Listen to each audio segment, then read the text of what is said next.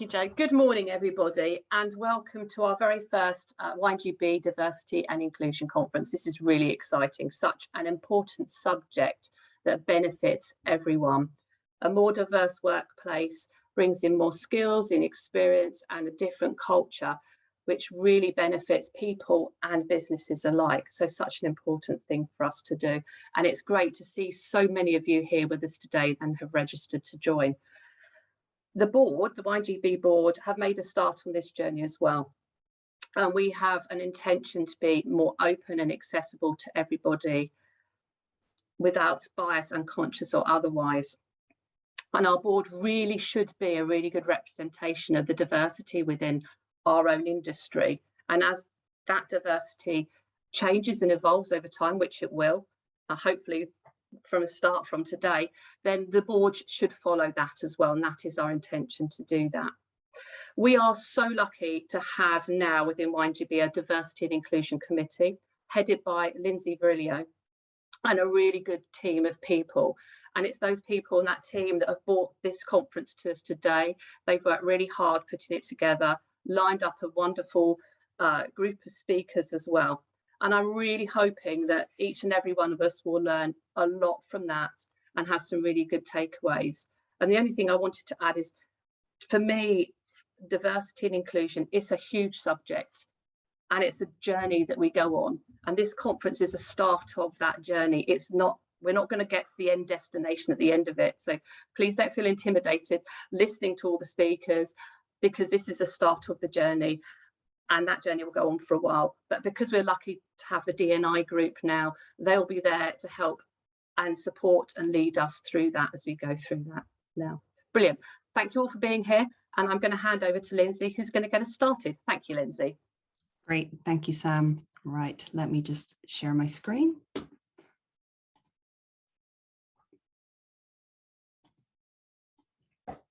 Terrific. Good morning. It's really an honor to be here with you this morning, starting a conversation that we've really been working towards for some time. Thank you for being here with us today, for showing up, for listening, and hopefully having an opportunity to participate in the discussion and the journey that we're on together. Let me begin by introducing myself. My name is Lindsay Virilio. I'm the co-founder of Blackboot Winery, an urban winery in London, as well as the chair and founder of WineGB's D&I working group. The working group was formed in late 2020 by a group of us who felt that our industry had an opportunity to be a better place to work, a better place to visit, and an industry that could grow its increased access to new talent and new customers. It's not a new realization that we could be more diverse as an industry. Gender equality has long been a topic in the wine industry globally. However, since the tragic murder of George Floyd in 2020, there's been a reawakening of the dialogue, highlighting how racism continues to be a tremendous and divisive issue. The wine world in the US led the charge, with prominent figures such as Julia Coney and Alicia Towns-Franken sharing their personal stories and experiences at that time. And that was what really began to catch my attention. You can see some of the quotes on screen from those individuals from 2020. And hearing their lived experiences was really eye-opening for me. I'll just pause for a minute to let you read a couple of these quotes.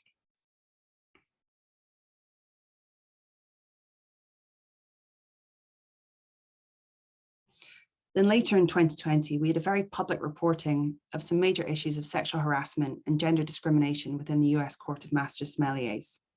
It was clear there were many problems within our industry, and these problems were not isolated to the US. For me personally, this was the beginning of my journey of learning and education.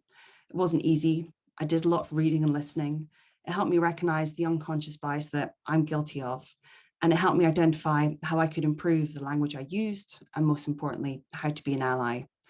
And this isn't exclusive to ethnicity or gender discrimination, but there's inequality across a wide range of communities.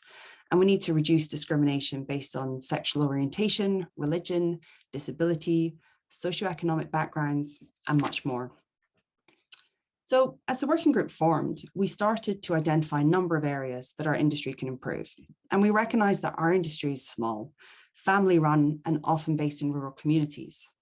We remain an industry that's predominantly white and still majority male, and the makeup of our industry can become a limiting factor. We run the risk of existing within our own echo chamber, developing our products and services for consumers like us, and missing a growing segment of drinkers who we simply don't know or understand. We'd all benefit from increasing the diversity of people working in our industry, but it doesn't stop at recruitment. We need to foster positive work environments for our staff and our contingent workers. We need to adapt our comms and marketing to appeal to more consumers. It makes good commercial business sense as well. Since we started the group, many people have been sharing stories with me of consumers who've noted that a visit to a vineyard wasn't for folks like me, or workers who lack basic facilities whilst working at vineyards. WineGB has made an explicit commitment to actively work to improve the inclusivity of the industry, and today is really a big step towards that. Last year, we published a diversity and inclusion charter. This is on the WineGB website, and it's one of the links in the presentation that we'll be sharing today and following the session in an email. It provided a set of commitments that WineGB is taking on board and encouraging its producers to take on board. And in fact, it creates a standard charter that we can all adopt. It consists of 3 goals. 1, to be accountable within WineGB itself for D&I improvement. And some of Sam's comments really echo the progress that's been made already towards that. 2, to create a more inclusive and welcoming industry to visit and also to buy from. And 3, to expand the reach of our industry to individuals more representative of the communities where we are all based. There's much more detail against these commitments within the document that you can access online, and we'd love to hear your feedback on it. It's not set in stone, it will adapt, it will evolve, and we really welcome input from the wider organisation to continue to make it really fit for purpose. WineGB also included 2 questions on D&I in last year's producer survey. So now we'll continue to ask the membership every year how they're committing to this, if it's important to them, and how accessibility is improving. So it will give us a pulse on how things are going, how we're moving towards it, and importantly, what the wider organisation needs from the trade body to help us all achieve this. You can see that we've got a lot of work remaining to do, particularly on our digital estate.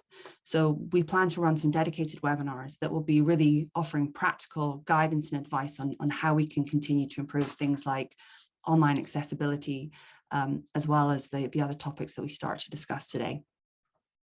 So with that background, let me introduce the objectives for today. So really today is all about education and information. We aim to increase your confidence to explore, discuss, and work in diversity, equality, and inclusion initiatives. You know, you may come with a lot of knowledge on this area. You might come with no knowledge in this area. It really is intended to be fit for everybody and a safe space for us to have the discussion together and learn. We want to provide a foundation understanding and steps that you can take within your own roles and your own businesses today. We want to share practical resources that will really help you to take these steps. And finally, we hope to discuss today with you to come to a set of actions that we can collectively work towards. So we encourage discussion and dialogue today. And as Joanna mentioned, throughout the session, you can submit questions and we'll be able to raise those questions at the end of each session to the speakers. But we also welcome you to raise your hand and come and speak and have a discussion. You know, appreciate that some of the questions you might have might, warrant a bit of back and forth. So we really welcome you to come up on screen and have that discussion directly with some of the speakers that we have joining us today. So on that note, we've included within the pre-reads a virtual conference code of conduct. And we adapted this from a really wonderful organization called the Lift Collective, fighting for equity in the US wine industry. So this sets out our rules of engagement today and just really asks for everyone to enter into the discussion with respect and openness. It should be a safe space to ask questions, share ideas, and raise discussions. It can be a sensitive topic at times, and we kindly ask to avoid any language or comments that are discriminatory. We've got a really exciting agenda for this morning with speakers that we truly respect and admire. We're so grateful to everyone for offering their time to join us today, and we hope that you're going to enjoy listening to them as much as we know that we will.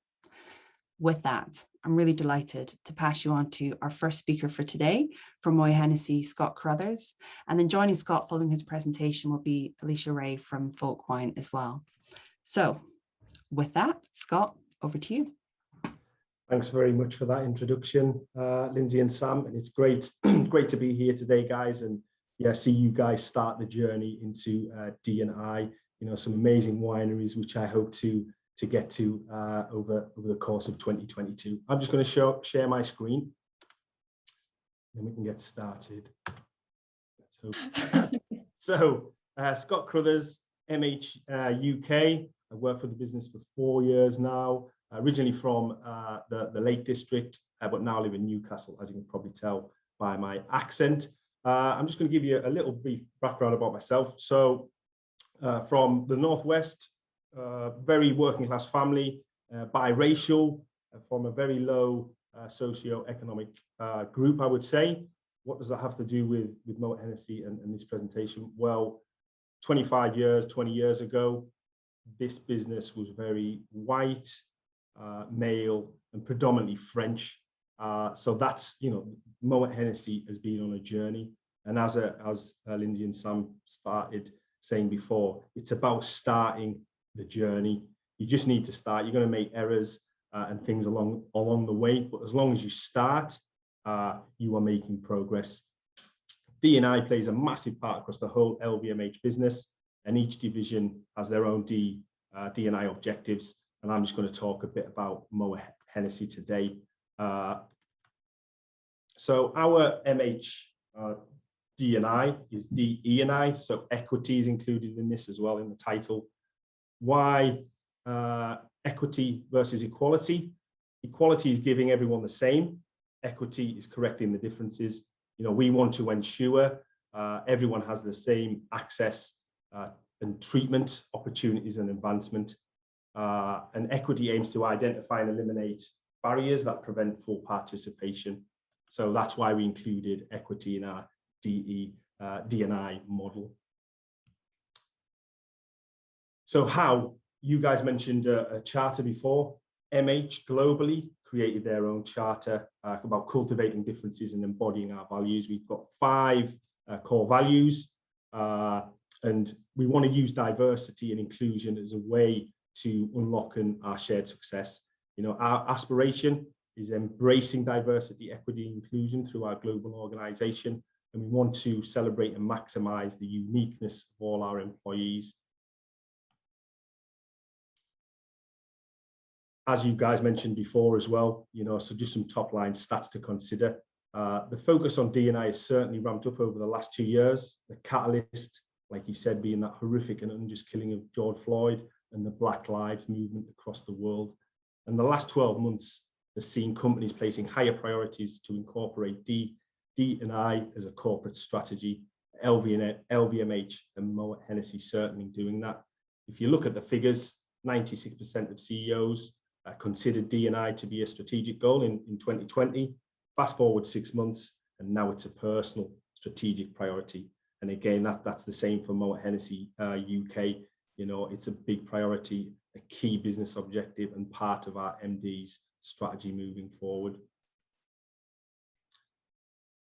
So why should we all be making the move in this direction? Does it make commercial sense? We don't have, as a business, any commercial tangible numbers to give you, but if we look at some of the data that's been put out there, 2 times likely to exceed financial targets, 3 times as likely to be more high performing, 6 times more innovative and agile, and 8 times more likely to achieve better business outcomes. If that's not a reason to start doing D&I, I don't know what is.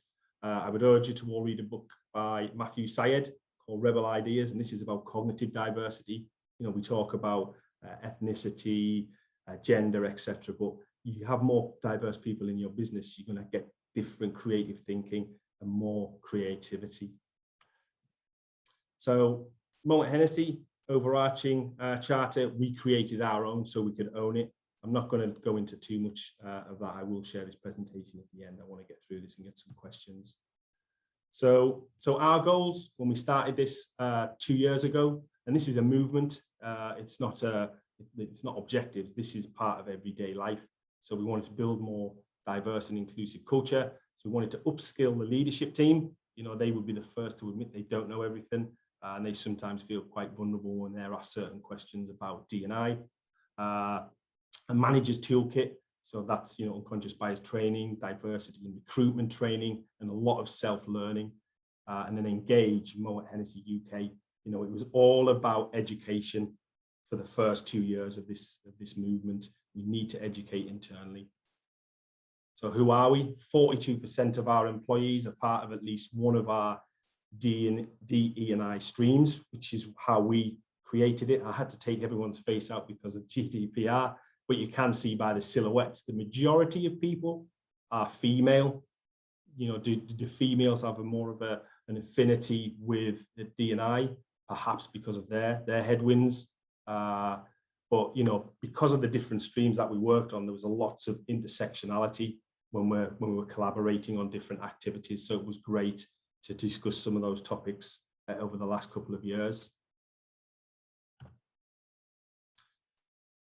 Then we had to create activities we wanted to run, and this is just a roadmap of all the different activities that we completed. There should be more green ticks there actually that we have completed in 2021, and you can see all the streams there. So we had BAME, and again, we might get a question about that later. You don't get everything right. We called it BAME. It come from a good place. We probably shouldn't use that term to describe what we were doing. I was actually the leader of that stream, and we've done some great work for Black History Month last year. LGBTQI+, we've done some great activity for Pride Week. Origins, which was about the multicultural diversity we have within Moet Hennessy. We wanted to find out about Chinese New Year, Diwali, St. Patrick's Day, and then gender, disability. We had a great talk last year from a Paralympian, which was amazing, very inspiring. Social demographics, something very close to my heart. We acted as mentors for some of the social mobility.org mentees.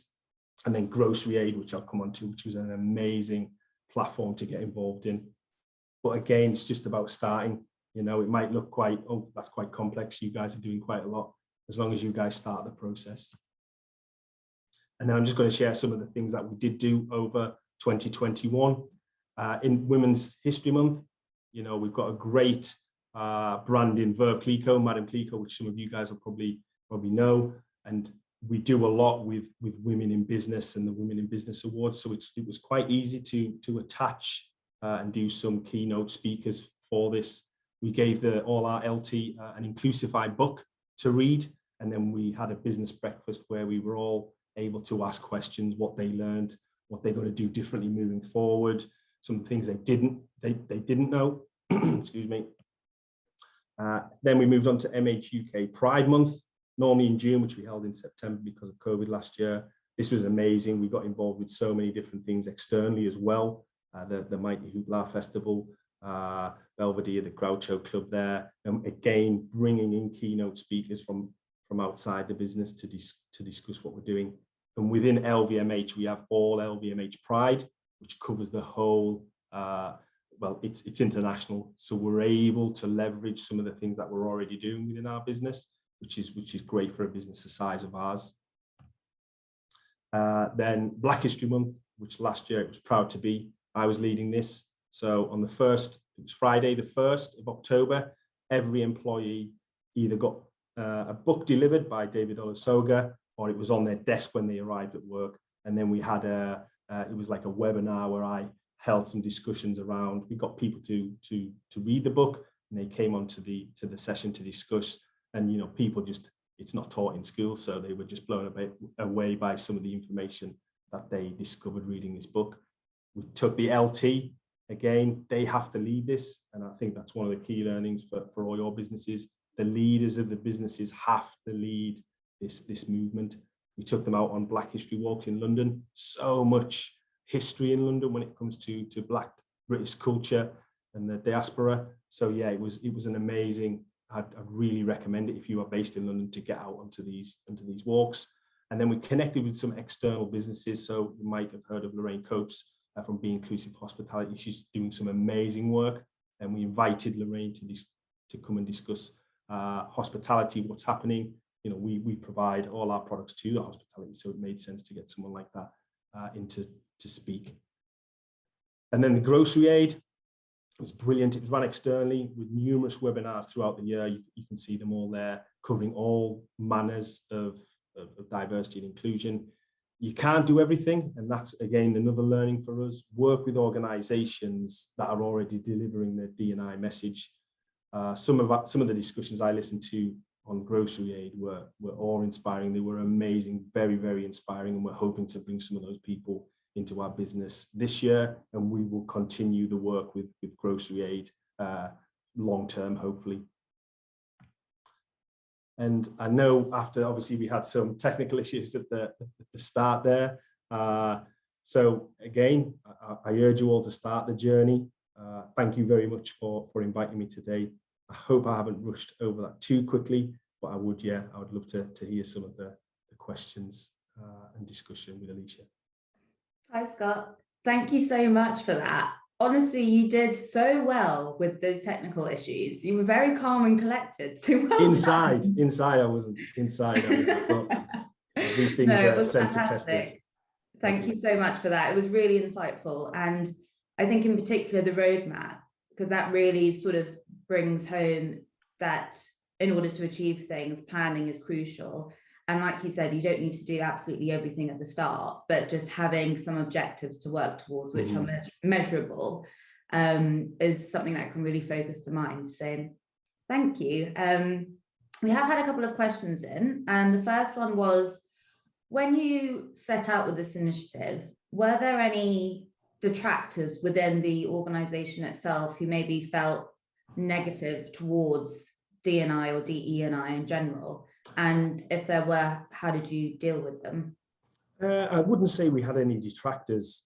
If you take the various work streams that most of the people have put their hands up to be part of, most of them are allies. So maybe it's a question to all the guests we've got today. They're probably allies. So subject matter they tend to be passionate about outside of work. So one of the key learnings has been, how do you bring the people that aren't your allies on the journey? And we found that quite difficult, because everyone's got busy day jobs. Moet Hennessy is 300 miles an hour. So how do you get those people that, because it's the same people joining the webinars all the time. It's the same people going on the walks. You have to make it a key business priority. And I think once our MD done that, and at during the company conference, highlighting that this is a priority, it did change people's mindsets. We had Matthew Saib come and be a speaker to let people understand that the more diverse you are, the more commercially beneficial it's going to be. So yeah, not really many detractors. It's about bringing those other people on the journey of allyship.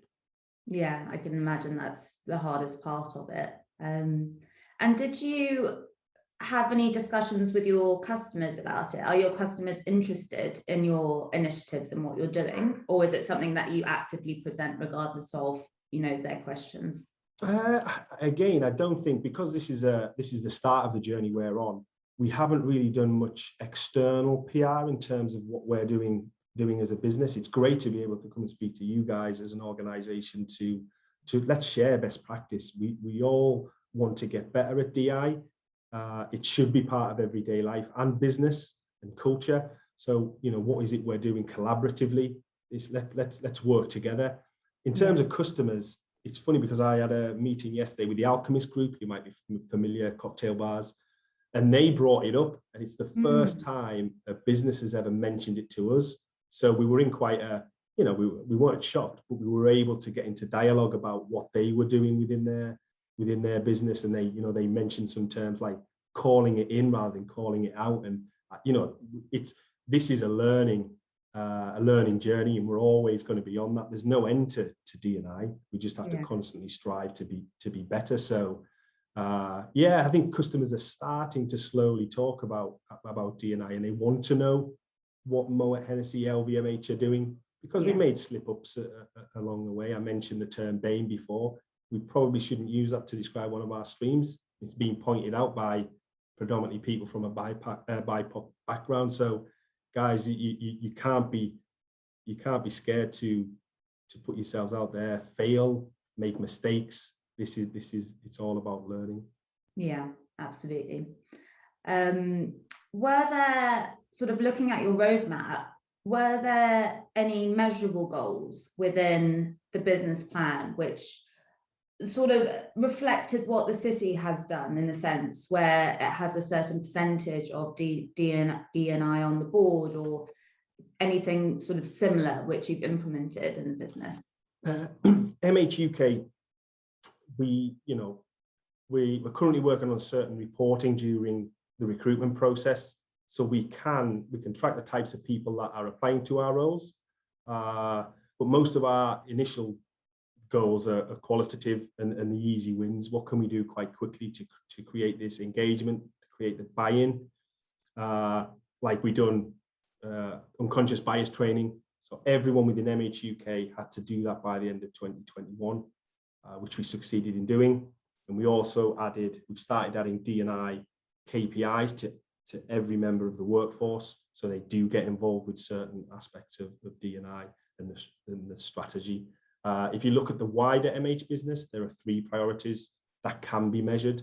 So gender balance across all the exec and management roles by 2023, we're nearly there. MH UK, I think, has 54% female, and the LT is 60% female. So, we've started doing some great things at MH UK. Number 2 is achieve representation across mobility roles by 50% by 2022, so the end of this year, and then achieve ranking as one of Europe's most diverse and inclusive businesses by 2023. So we do have some measurable goals in there, but it's a working beast, D&I, and things are constantly changing. And we shouldn't do that anymore. We need to change and adapt. So that's our current goals. No, they're great. I think having something written down to hold someone to account is always much more likely to be achieved, as opposed to something which is slightly more theoretical, although harder. So yeah, for sure. I think we've got time for one last question, which is probably quite a difficult one, but how have you gone about ensuring that DE&I is fully integrated into the business as a core principle and a core value, as opposed to something that the business thinks it should be doing, but doesn't necessarily believe in it? I think it was when we had the briefings and numerous recruitments, people heading up D&I across the whole of LVMH. All our other businesses now have someone accountable for D&I. That's never been. We have someone for sustainability, but it was for me to see the business really take the next step and employ people to look after such an important part of business. If you look at all our products and the demographics, we need to appeal to everyone. So this, as much for me, I'm passionate about this topic. It needs to be part of business. So I think you need to set objectives strategically. They need to be part of your business objectives, and they need to be constantly fed throughout the business, and creating the roadmap. Education and training needs to be implemented, policy and process, employee networks. So things like this are amazing. Let's go on the journey together. Let's learn. And then communication and relationships, I think, are key. But adding it to the business priorities need to happen. And you need, like you guys, setting up a committee. And some of you, if you're a small business, it could just be 2 people to start with. But let's start the journey. And sorry, I said that was the last question, but there's just one more, which is leading on from that, which is, out of the list that you've just mentioned, is there one thing in particular you would recommend to a small or medium-sized producer who doesn't necessarily have the resources to hire external experts in this field? Is there one thing that you would recommend to do as a starting point?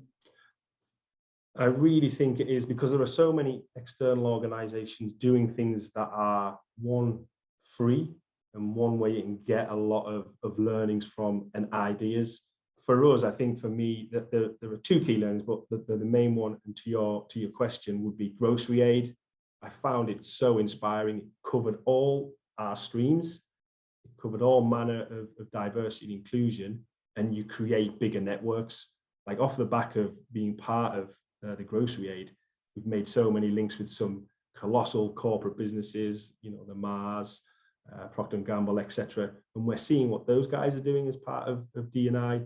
Like Moët Hennessy, I don't think we're doing enough compared to some of our competitors and other businesses, but getting in front of these guys, having these conversations, and on a platform that is free. Yeah, I really think, start looking outward. If you don't have the resource internally, what can you bring in that doesn't cost, and then start to build your charter. What are your objectives? Don't run before you can walk. Start off slow, do a few things, and then build up from there. But at the end of the day, it's all about creating that diversity, that cognitive diversity, different people into your business. Like I said, my story, I wouldn't have been employed by Moët Hennessy 25 years ago. And looking at some of the wine industry now, and some of my friends that are black or Asian sommeliers, and the headwinds and the problems that those guys face, we just need to keep having these conversations to make sure that this is an industry that people from all walks of life, all backgrounds, can get access to. And the fact you guys, as British winemakers, have started to do that, you know, it really is, it's inspiring to me to see you guys doing it. Thank you. And have you seen your board and senior management change as a result of the initiatives that you've put in place? I think it was a slow process. I think there's this, sometimes when you get to that level, the MD level, our LT, they want to be seen as credible all the time.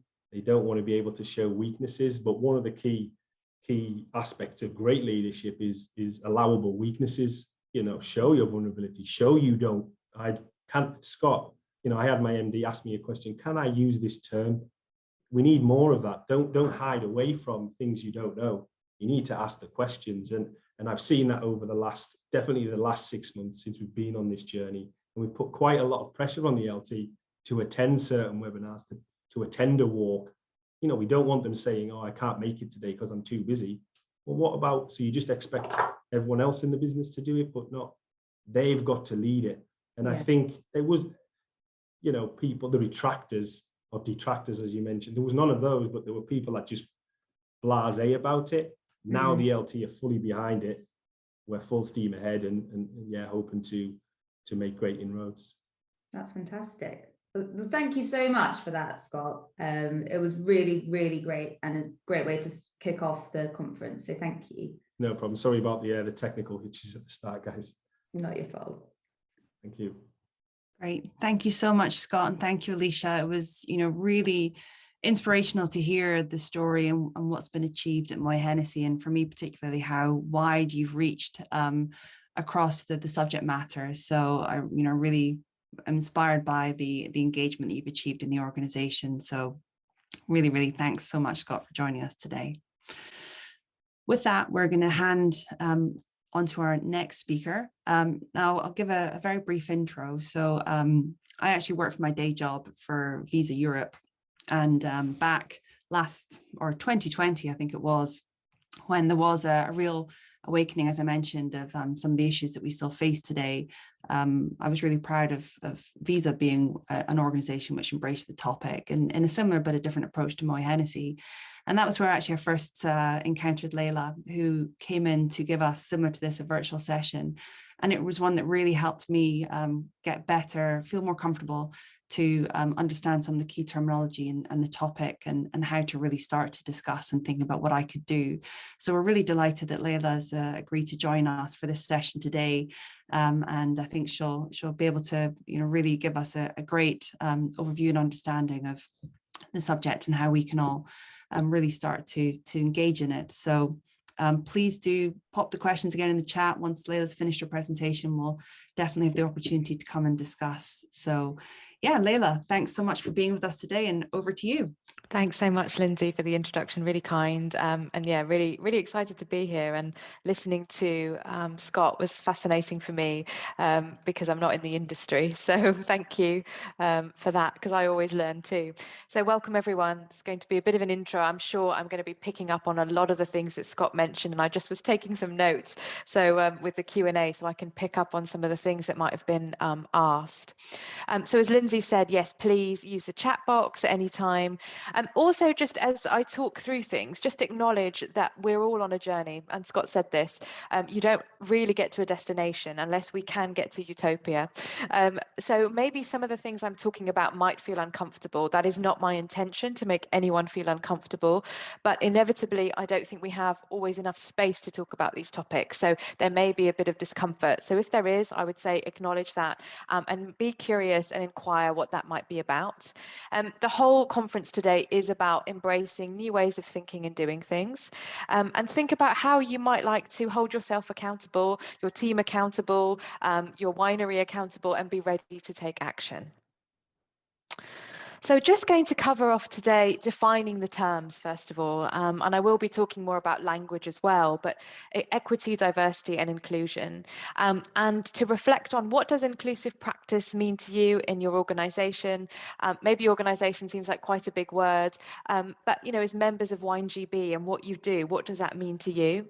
How inclusive language is so useful. And Scott, thank you for mentioning people asking, can I use this term? And it's really important to understand that language changes, and what the terminology is today, maybe in 5 years' time, 2 years' time, may not be what people say, but it's an evolving conversation that we can't shy away from. And to think about what's going well and what could be improved in this area. And I've got some resources for you at the end that you might like to think about. I know you were talking about roadmaps earlier, and information that's out there. And I also want to touch on some other information that might be useful to you.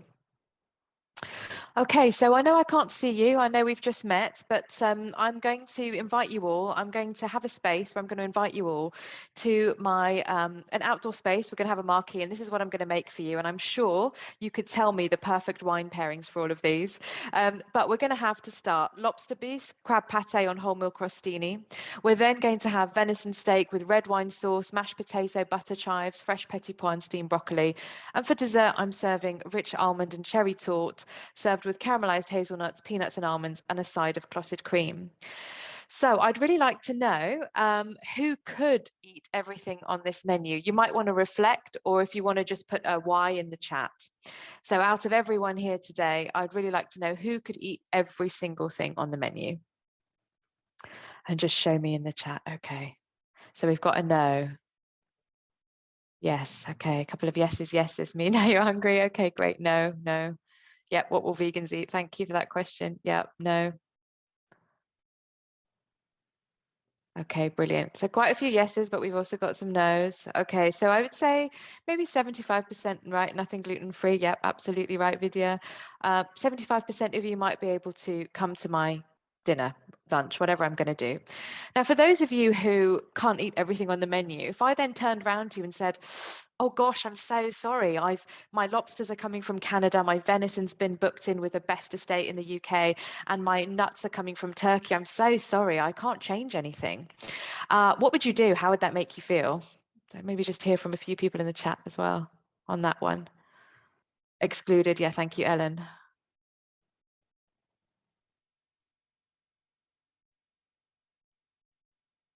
Would you come? Yeah, you wouldn't feel welcome.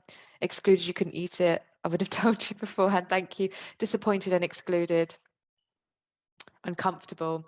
And some people are really kind and they say to me, oh, well, I'd come, but I wouldn't eat anything, or I'd bring my own food. And I'm like, wow, you're very forgiving of me. Okay, absolutely. So really the onus is on me, right? So I've created this menu and I thought, right, this communicates luxury, I care, and I've written it in a font that probably isn't really very accessible either.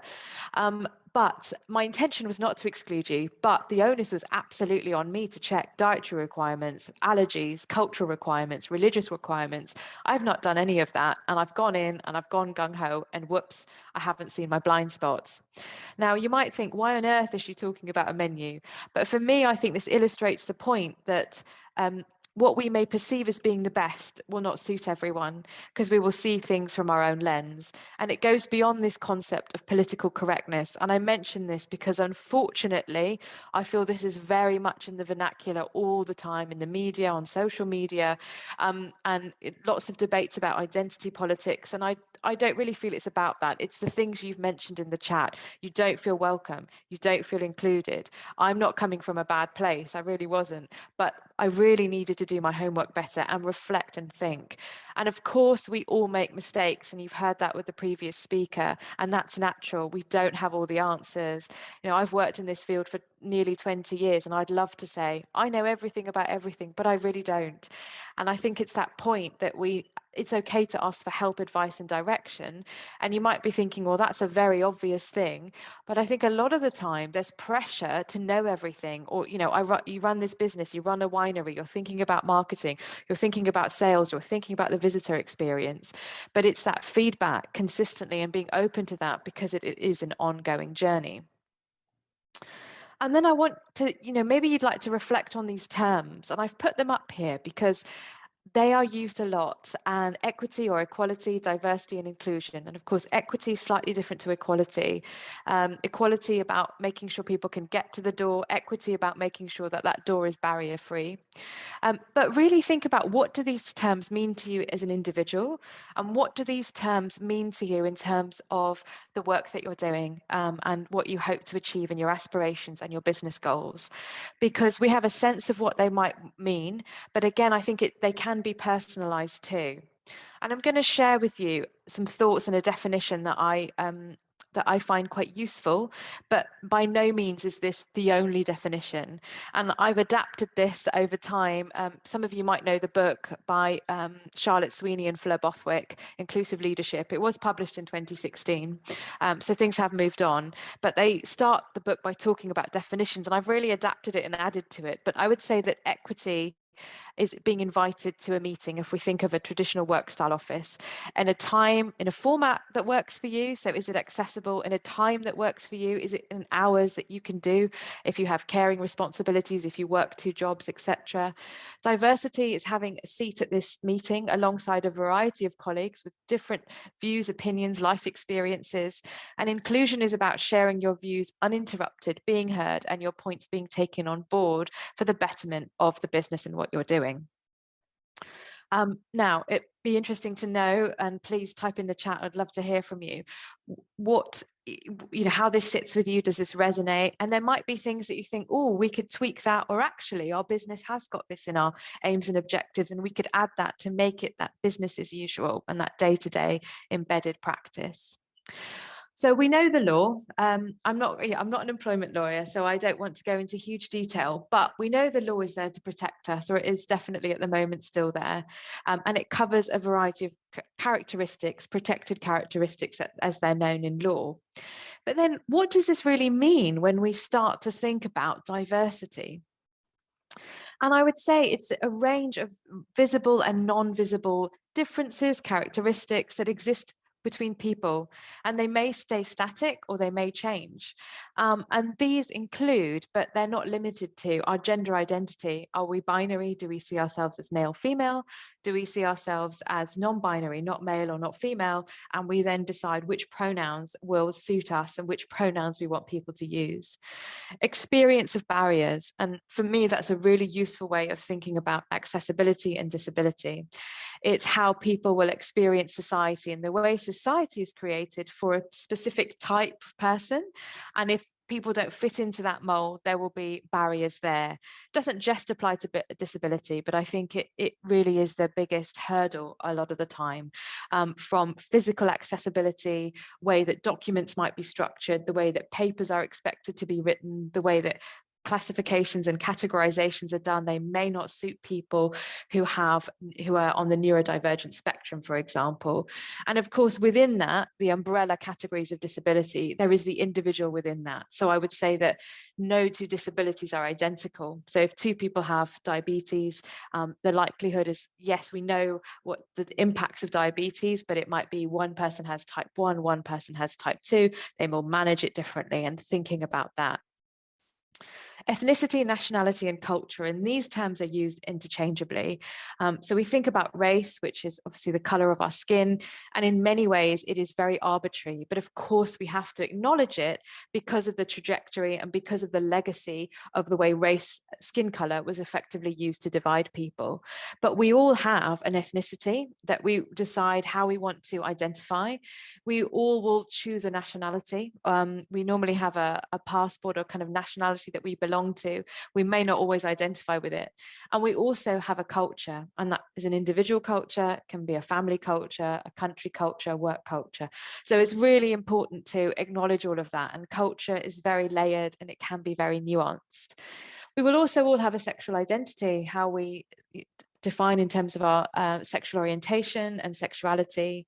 It may be certain faiths. And again, there's a lot of plurality in faith. We can have groups of people that identify as being from the same faith, and how they then express that faith and practice that faith, there is usually some kind of variance. We think about all the churches in the UK. I think it's a testament to that. Educational experiences and how people have had access or not had access to that education. Age expectations. It's a phrase that's not really used very much anymore, but things like silver surfers, when the internet was kind of advancing, people with grey hair using the internet, wow, well done them.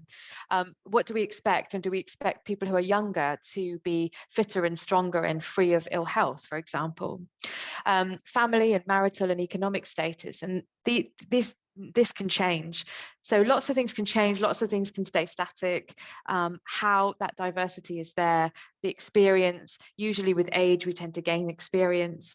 And thinking about all of that, all those aspects of it, and you could keep adding to this list. Maybe it's a conversation that you'd like to think about, well, what do we mean when we talk about diversity? There is so much to it, and we don't fit neatly in one box, and that's a really good thing. So with inclusion, the definition in the context of this presentation, and you might like to go away and think about, well, what does inclusion really mean for us? Is celebrating, nurturing, and appreciating how diversity builds strong teams by acknowledging the value of each individual. But it's also about considering proactively how we can see things from a variety of lenses. Like my menu, I wasn't seeing it from a variety of a different lens, and remove barriers for customers, guests, clients, beneficiaries, different terms that you use in recruitment, etc. So the whole spectrum. So why is this important then? Why should we care about this? And you might be familiar with this report by McKinsey that came out in 2019, and it's one of the biggest, most popular reports because it really quantified the impact. Now, it wasn't done really with organizations like yours. It was done more in big corporate organizations, the work that was carried out. But they found that workforces that are diverse and inclusive have 12% higher employee productivity, 19% higher retention, and 57% higher team collaboration. And, the role model exemplar of inclusive behavior is about listening, seeking out the views of people. So if we go back to our meeting, taking account of these views, asking questions and decisions, appreciating that if we have more of different lived experiences around a table, we're going to get different solutions, we're going to have different thoughts, we're going to move away from that groupthink. And it's through a shared vision of future success that motivates them to deliver it. And that was the CIPD's Driving Performance Through Diversity report in 2016. So again, we're going back a bit, but I think these things are still relevant today. So the business case, it's shown that inclusive teams make better business decisions 87% of the time. And as a result of that, you're going to drive profit forward. So if we don't do this right, we're actually leaving money on the table. And that innovative thinking, I think businesses that have survived the pandemic have been able to innovate and do things differently. Human case, no one likes to feel left out. No one likes to feel they're over there. They're just there to work. Their voice doesn't matter. They're not important. And the customer case, building connections and to think meaningfully about inclusivity makes us all better leaders. Opening up the space, the experience, you want your visitors and guests to have a brilliant experience and tell 10 friends about it. And also to keep that relationship. We know that it's great business to keep the business you already have. So yes, you want new business, but you also want to build those connections with those clients that you have. And remember, a nascent says we see the world as we are, not as it is. So we will all see things from our lens, and it's exploring that lens that can be really important. And something I encourage people to do is to go away and reflect on their identity and culture. So what makes you you? How would you define your culture? And share it in a team meeting, and to talk about, this is my perspective, this is how I see things. Sorry, I don't know why that went forward. This is how I see things, and to share really your perspectives, because I think that can be a really useful exercise in starting to embed this and have these conversations. But you also don't have to put anything private into the public, but really defining what culture and identity mean to you, and communicating that with each other.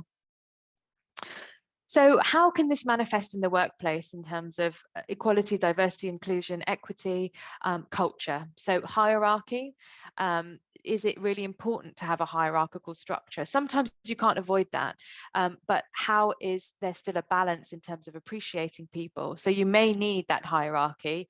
It may create a really useful structure, but is it a massive power imbalance, or is it hierarchy in terms of accountability and support?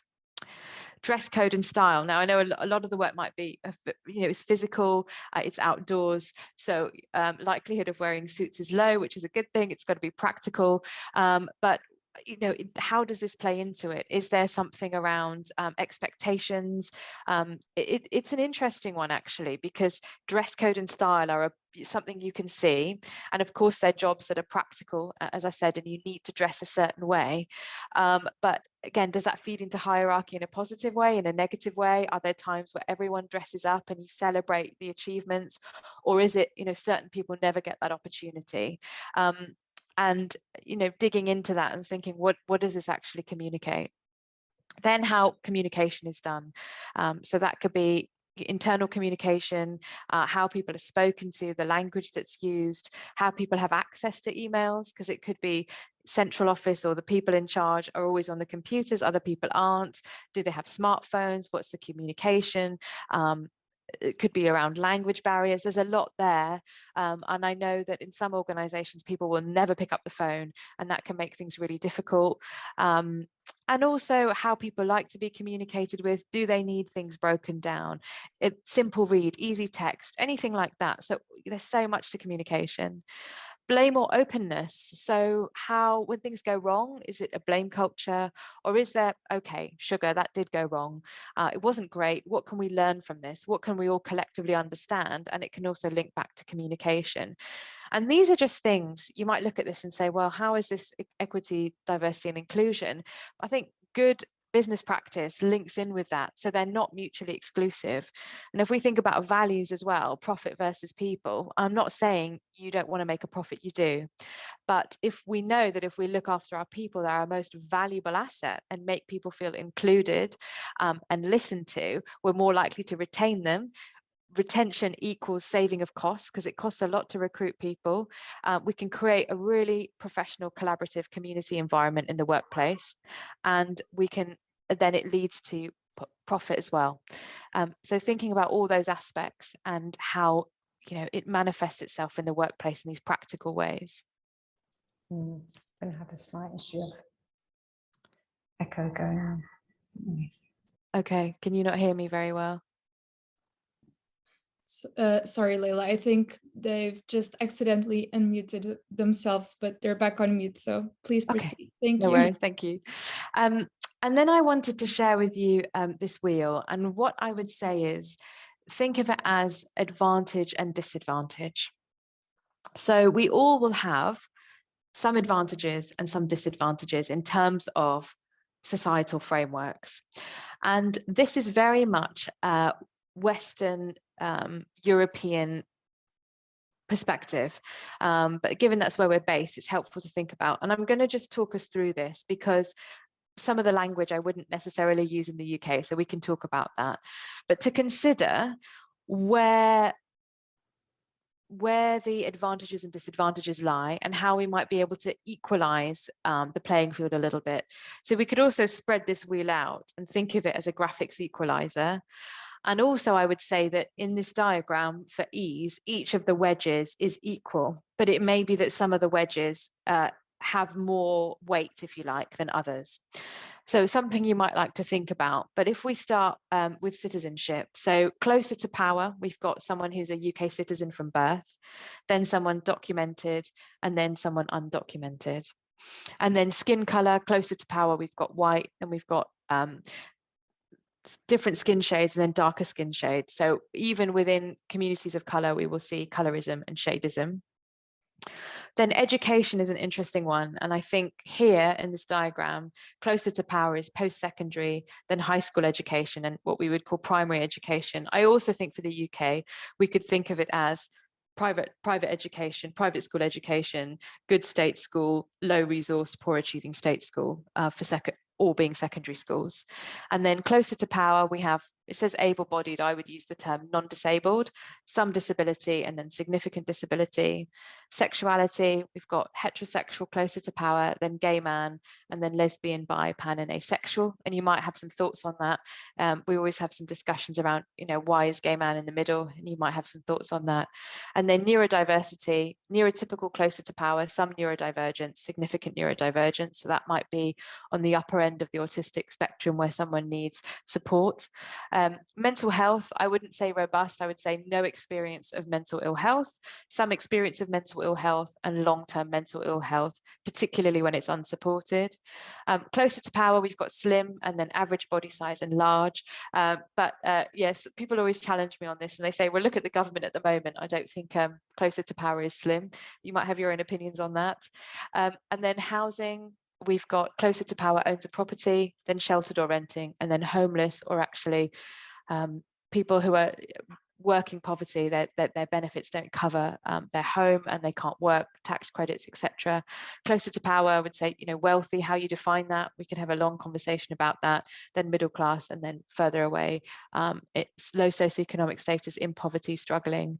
Closer to power, English, first language, could also be bilingual, trilingual, particularly in European languages, I think. Then learn English, and then non-English monolingual, which I think in terms of workers can often be the case, can't it? I've been given some information that many Romanian people come here to work in the wine industry. So yes, they do speak English, but some may not, or they learn English on the job. I don't know. You can challenge me on that one. Then closer to power, cisgender man, so someone who is born male and identifies as male. Cisgender woman, someone who is born female and identifies as female. And then trans, intersex, and non-binary. So you might like to think about where your advantages are dialed up, where they might be dialed down. If anyone's done a life wheel in coaching, you can, you plot where you are and you look at your circle. This is similar. And to think about then, where are the barriers for people? Where are the difficulties in entry point, keeping people, for recruitment? And I know you're going to get more on that, retention, supporting people, our visitors, our customers, whatever it is, to start putting it together. And of course, religion isn't on here, age isn't on here. We could, as with all of these things, keep adding to it and really thinking about which areas are dialed up, dialed down, what is the norm? If we're all dialed up, for example, in terms of able-bodied, how would we really know what significant disability might be? Or if someone wants to come and visit us and they're caring for someone, how would we make those adjustments for them to have a really positive experience, just as an example. And then I wanted to touch on microaggressions, and this is a term that actually came about in the 70s, but had a lot of exposure, I think, when the June 2020 Black Lives Matter movement. And this is, I think, very common, what we see in daily life. So it's rare, I think, in our workplaces that people are going to be standing outside with placards saying X group go home, but things that slip out and come about. So microaggression is defined as a brief, commonplace, verbal or behavioral outward display that communicates hostile, exclusionary, derogatory, or negative prejudicial slights and insults towards any group. Now, it could be unintentional or it could be intentional. What the key is the impact and how it's received by the recipient, and how then we respond and have a conversation if we've made a mistake or we've made someone feel that they are in an exclusionary, derogatory, or hostile environment. So here are some examples. Out of context, women, let's say someone's gotten married and they're female and they say, oh, when are you going to have a baby? Or have you got any kids? You don't know this person. I know lots of people have told me about random strangers touching their pregnancy bumps. Anyone with a visible disability being asked, oh, what's happened to you then? Assumptions linking certain sexual orientations and promiscuity, and that being said very openly. Being asked, where are you from? Someone says, Suffolk. Oh, really? Where are you really from? Because of their skin color. I think you need more experience. Now, of course, this doesn't have to be a microaggression, but the context in which I'm sharing it is often said to Black staff who have been in a role for several years. They may have trained their colleagues, they ask for a promotion and they're told, oh, no, I think you need more experience. Touching Black hair without permission, touching a hijab without permission, asking questions like, oh, does Asian scale go pale? Does Black skin tan? And often the pushback I get here is that, well, I'm really curious about people. I really like to know about people. And so are you telling me I shouldn't be friendly? That's not what I'm saying at all. I think we always have to remember what's key here is how we have a relationship with someone and our connection. And are we asking for their benefit? Or are we asking because we feel we have the right to know?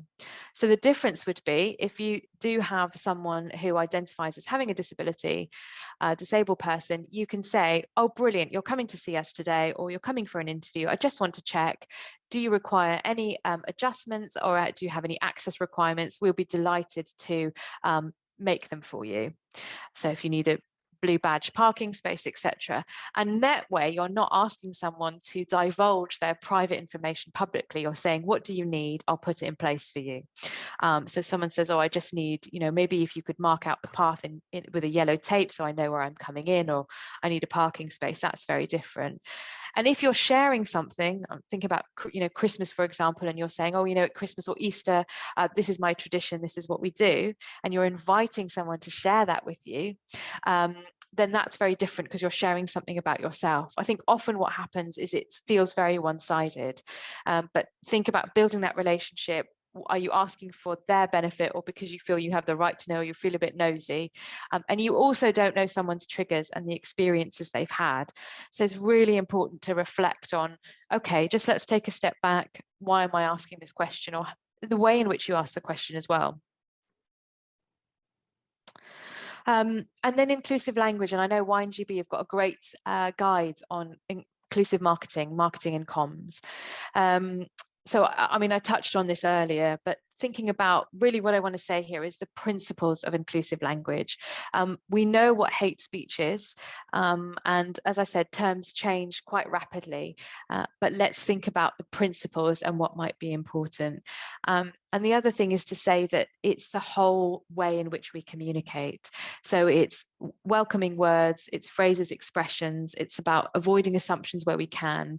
And if we get it wrong, we recalibrate, we go back and we change that language on the website, or when we're doing a presentation, or when we're asking interview questions. And remember, of course, it could be inadvertent. But it's that thing of what might we need to think about in terms of email, social media, websites, any form of communication, text messages, maybe you book people in that way. And I just want to share a few examples with you. Now, please don't think this is me being, again, going back to that term, political correctness, the political correctness police. But thinking about pronouns, really important. I think this is really growing in terms of best practice. You can introduce yourself saying, these are my pronouns, because it helps other people to do that. And there might be some other options of pronouns as well that people want to use.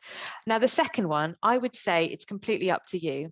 What I often get is people saying they feel that guys is very gender loaded, so it's very skewed towards men. If your culture is that you do use guys and people see it as gender neutral, by all means go ahead.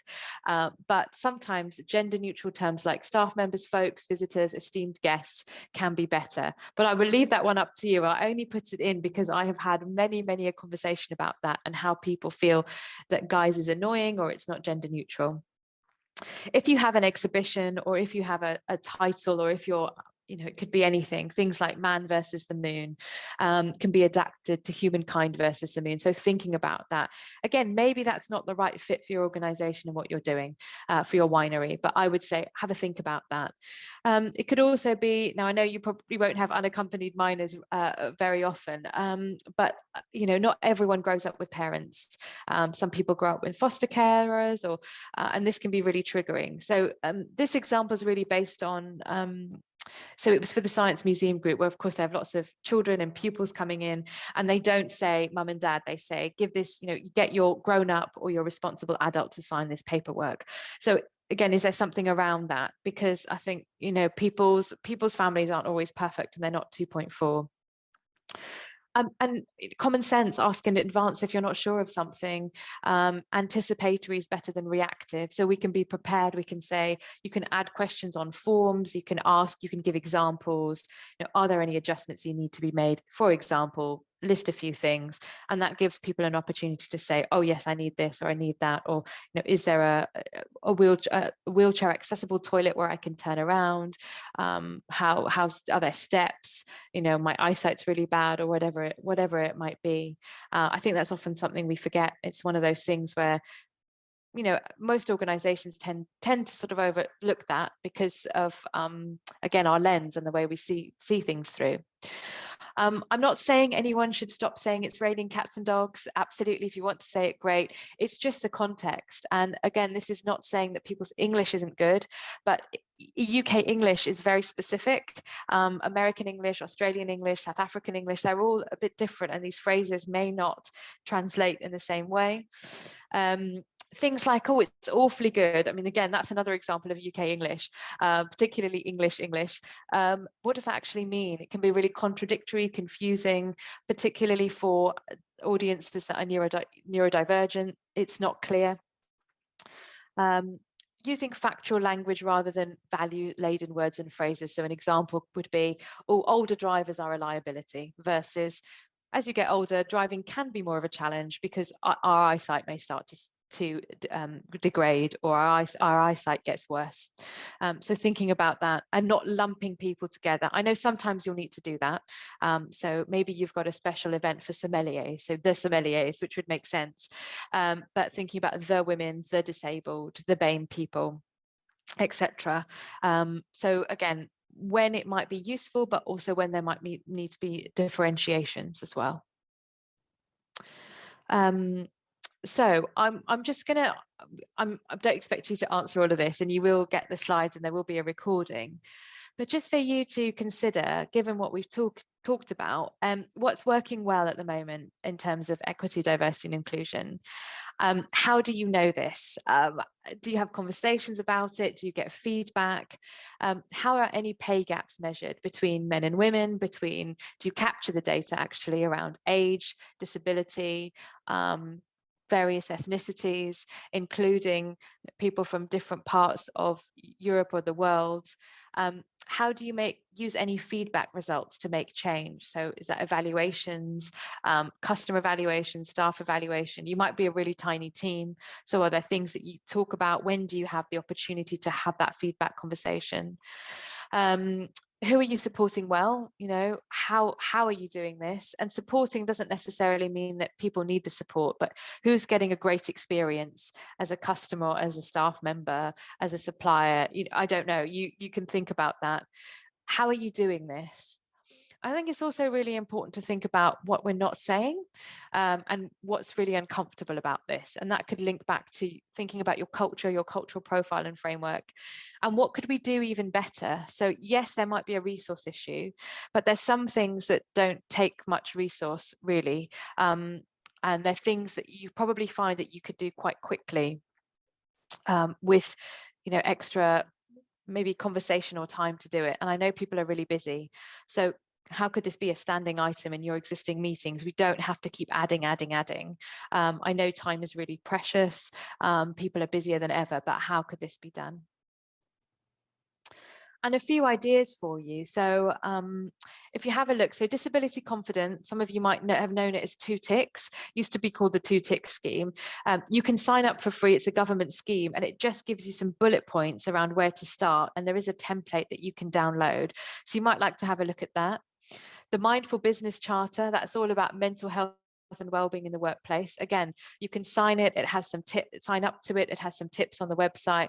This will also depend on the size of, your winery and what you do. And you might think, oh, this feels quite onerous. But I would say you might want to have a look and see the bits that you can take. So going back to, it doesn't have to be onerous. It doesn't have to be costly. There might be some things you can just tweak and say, oh, right, brilliant. We're going to get much better experience for people. Stonewall Diversity Champion, I would absolutely say have a look and see if that's right for your organization. There has been controversy about Stonewall, so I don't want to tell anyone what to do, but what I will say is it's there, it's a resource, have a look at it. Of course, your diversity and inclusion work that's going on as part of WineGB, really great resources there. Business in the community, they have a gender strand and they have a race strand, and they also do some work on mental health as well. Have a look, and there's lots of resources you can download for free there. And much more discussion in the last 2 years about menopause in the workplace. So this is also really important. This is a menopause friendly accreditation. Henpicked is the organization behind it. Have a look, because a lot of the things they mention around access to clean drinking water, making sure you're near a window, they're brilliant practice for everyone. And that's what I often find with this. You don't have to cater it to just one particular slice of our wheel. If you make things better for a particular strand, what you'll find is most people will benefit from it. Everyone, in my opinion, really easy example is everyone loves a ramp. If you have a pram, if you're having, wheeling trolleys up a slope, they're just great for everyone. If you have a bad knee day, whatever it is. So that whole idea of proactive rather than reactive, I think, is really useful. So thinking about, I'll leave that to you. And if anyone wants to type it in the chat, I'd love to hear, any small action that you want to take or consider following this session. We could talk about this all day, and just to say what we've covered, we've touched on those terms. What do they mean? Maybe you want to go away and think about that. We've looked at inclusive language, why it's important, what it might mean to your organization. And I've left you with some questions to think about what's going well, how do you know, and what could be improved. So just a huge thank you for listening. And I look forward to, I think we've got a few minutes for some questions now, to hearing any thoughts, questions, challenges you might have for me.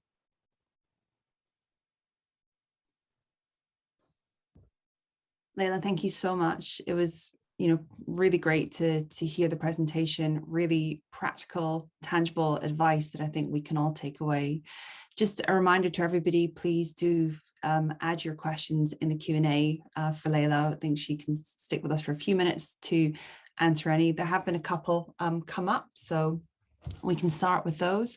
There's a question that might have been related to one of the slides. I'm not completely clear in the context. I'll start with the second question, which was, can you or others explain your differentiations between social mobility and financial mobility?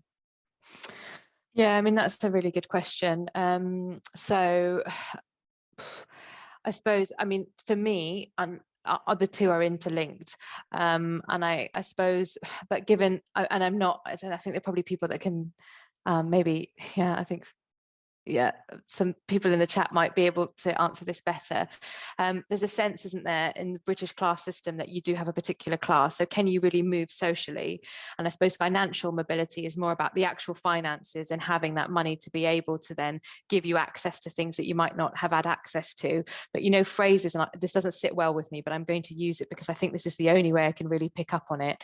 But around new money and old money. So I guess it's that old money, landed gentry. You may not actually have pounds in the bank, but you have that social standing and status. Whereas finances, you might not have that social standing and status, but that's something that could change. You could make a lot of money. You could create a business that would give you that financial mobility, but you may still not be accepted potentially.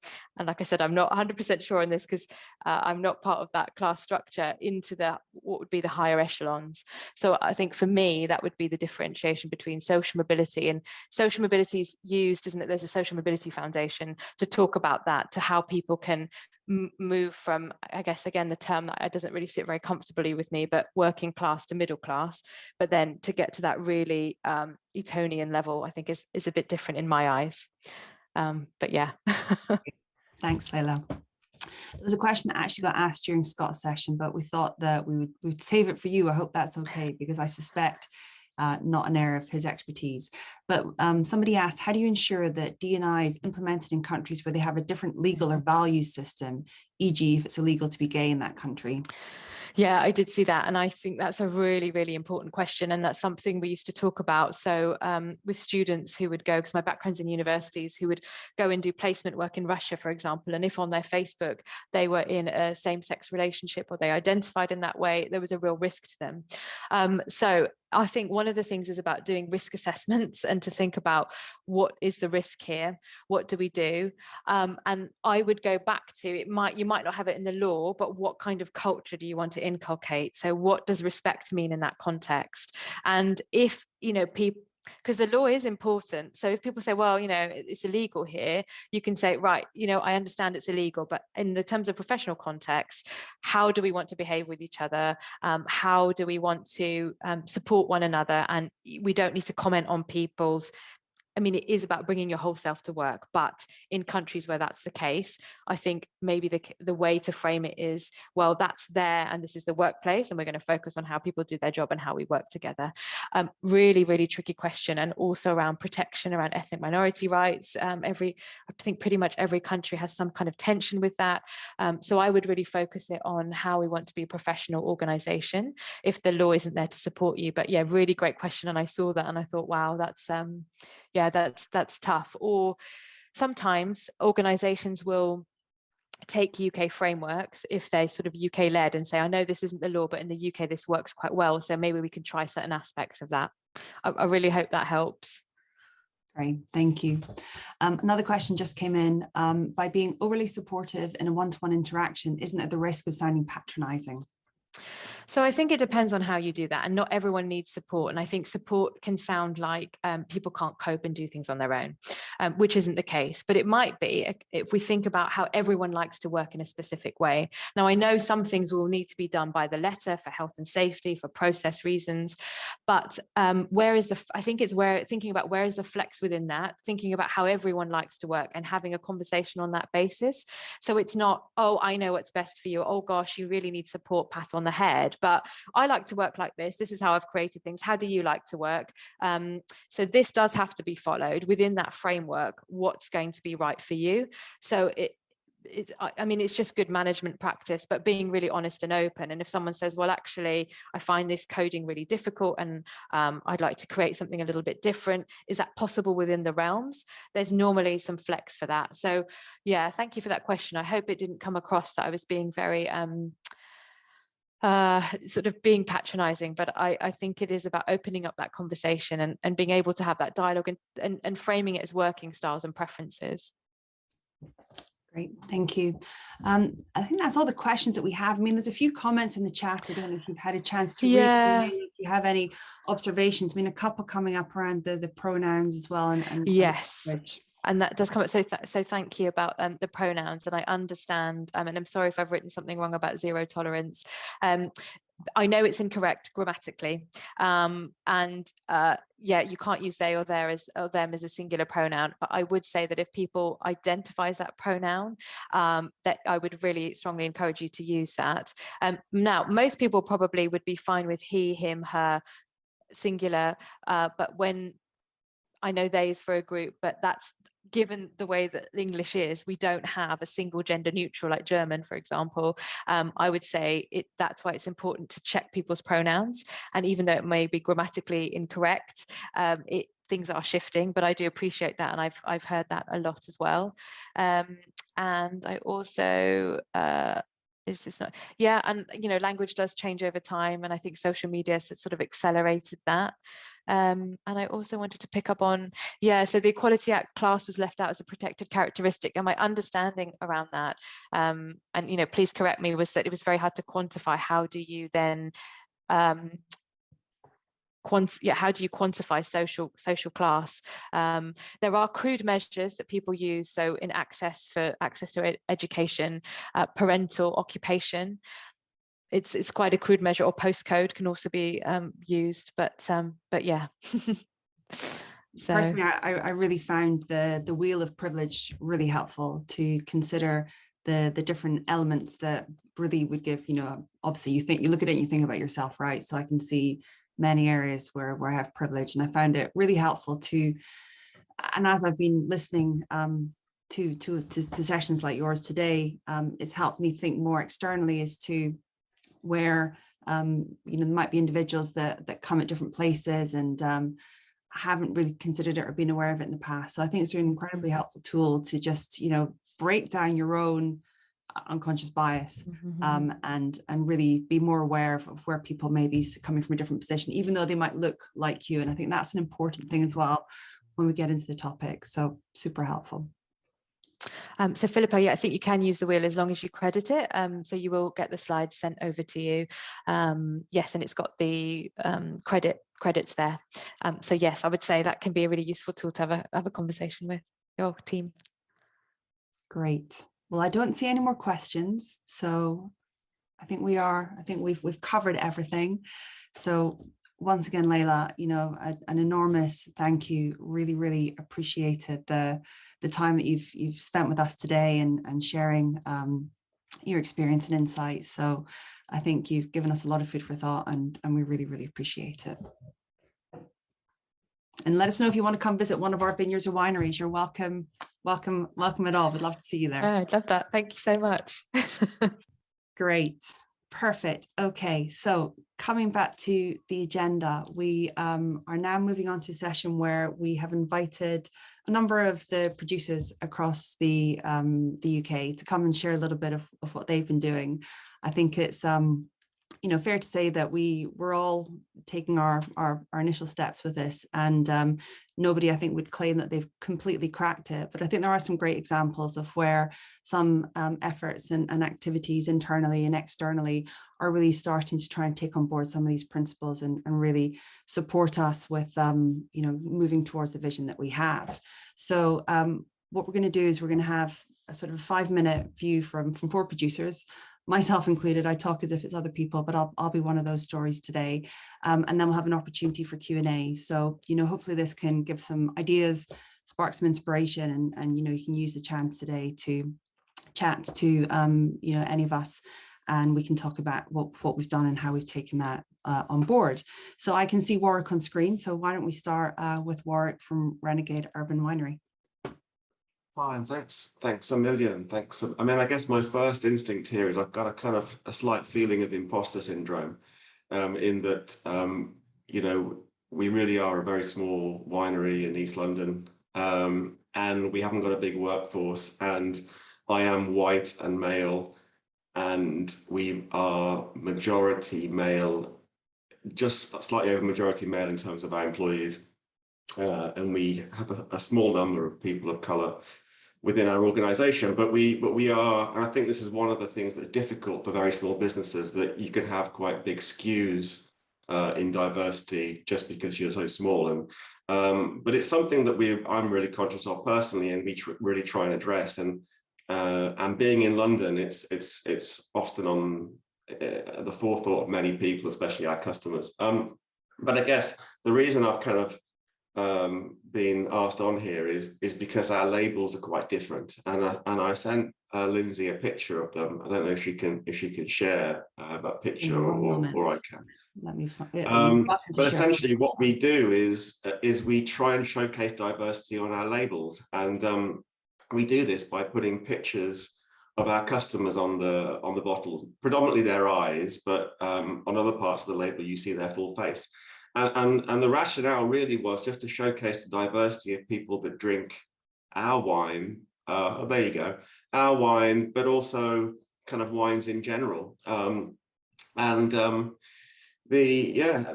really what it is. In case you're not aware, they are just customers. They're not trade customers. They are individuals who buy our wine, and they can live anywhere in the UK or anywhere around the world as long as they can make it to a photo shoot. And the way we do it is that we ask people every year on social media and through every other medium possible to put themselves forward. Basically, we then choose internally a nice mix of people, black, white, old, young, people of color, transgender, basically anyone, disabled or fully abled. We've got a guy, an ex-services guy who hit by an IED in Afghanistan that lost both of his legs and one arm. We've got one of our new wines coming out, Amy. So all the wines are named after the people. One of our new wines, Amy, she's deaf, she's hearing impaired. One thing we also do is we don't ask people which wines they want to be. We just try and give them a complete mix of styles and colors and types.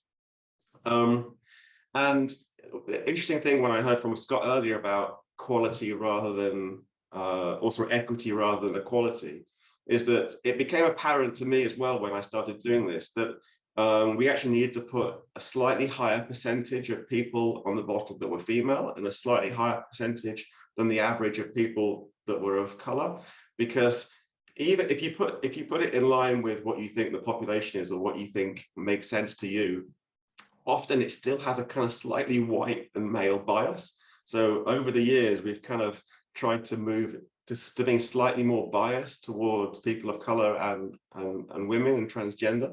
And we've got one transgender person coming out this year. Her name is Katie. She used to be called Ian. She actually works on a vineyard in Essex. But yeah, I mean, this is our, I mean, again, we just did it to showcase the diversity of people who drink our wines rather than thinking about it as a diversity and inclusion element to the business. And I guess we've got a lot more to do. One thing I was going to say was that we have had really good feedback from this, especially from people of color. I remember being we've got a little winery bar in East London, and I've been sat there while Black people have basically said, it's just nice to be seen. You know, it's nice to be seen that we also drink wine. And I've heard that a lot, actually. Yeah, that's kind of, I think that's kind of all I was going to say. We've got a lot more to do. We're not the world's most diverse business. We're tiny, but it's something that's in our mind. And I think doing this has been a good thing, you know, generally. Brilliant work, thank you. There's already comments come through in the chat, but we will pause on them until we've gone through all the examples. But we'll come on as a panel at the end. But they really are stunning and a really great example. And it's great to hear the feedback you've had. But great, thanks. So maybe now I can welcome Ruth and Helen from Simpsons.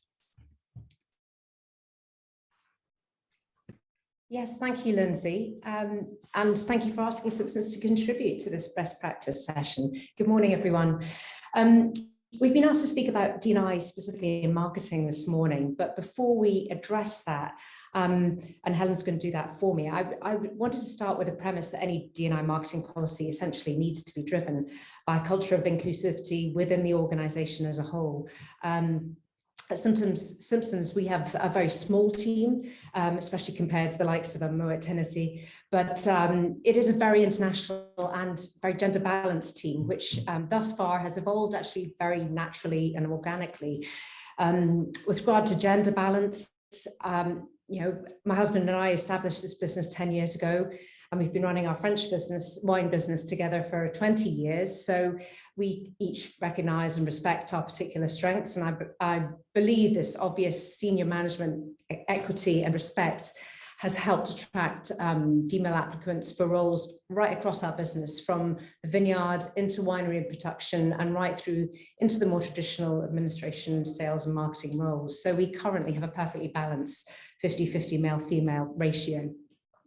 Given our international background and experience in France, we've also attracted a very international team. So we have team members from Australia, New Zealand, South Africa, the US and Slovakia, something which we feel has really enriched our internal culture.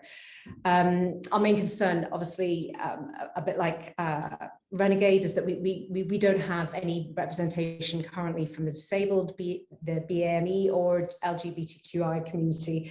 So as an agriculturally based rural business, we do find that the latter two areas are particularly challenging to achieve due to the just immediate makeup of population in our area. However, this is an aspiration. We definitely have an aspiration to try and attract more candidates from these identified groups, and you know, ultimately would like to engage in things like sixth form colleges, tertiary education establishments, that sort of thing, to highlight the multitude of opportunities that exist within the industry.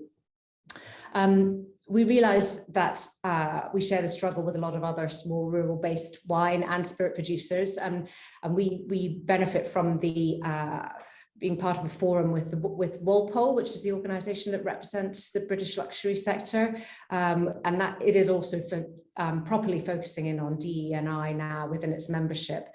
But we've discussed this underrepresentation with smaller distilleries in the, for example, in the Lake District in Scotland, whose population is less diverse. And with them, we've discussed the fact that we need to focus on celebrating diversity of experience within our teams through different backgrounds, education and life experience.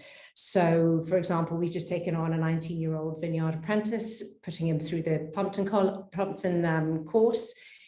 He joined the army after school, but dropped out, now looking for work experience and qualification.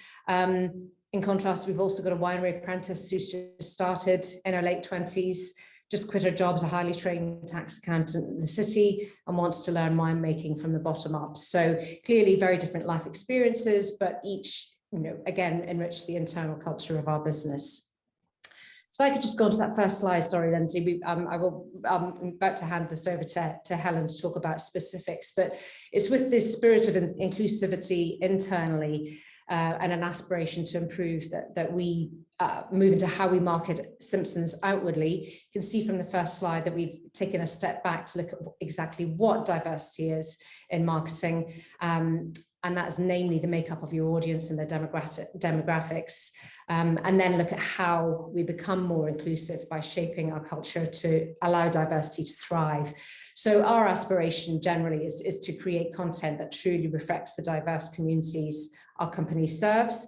And in doing this, we want to elevate diverse voices, role models, and decrease cultural bias. So I'm going to hand over to Helen to talk through the next two slides. Helen's our brilliant marketing and communications manager, and she's going to give you a bit more detail about how we strive to achieve this. Thank you so much. Just going to... Perfect.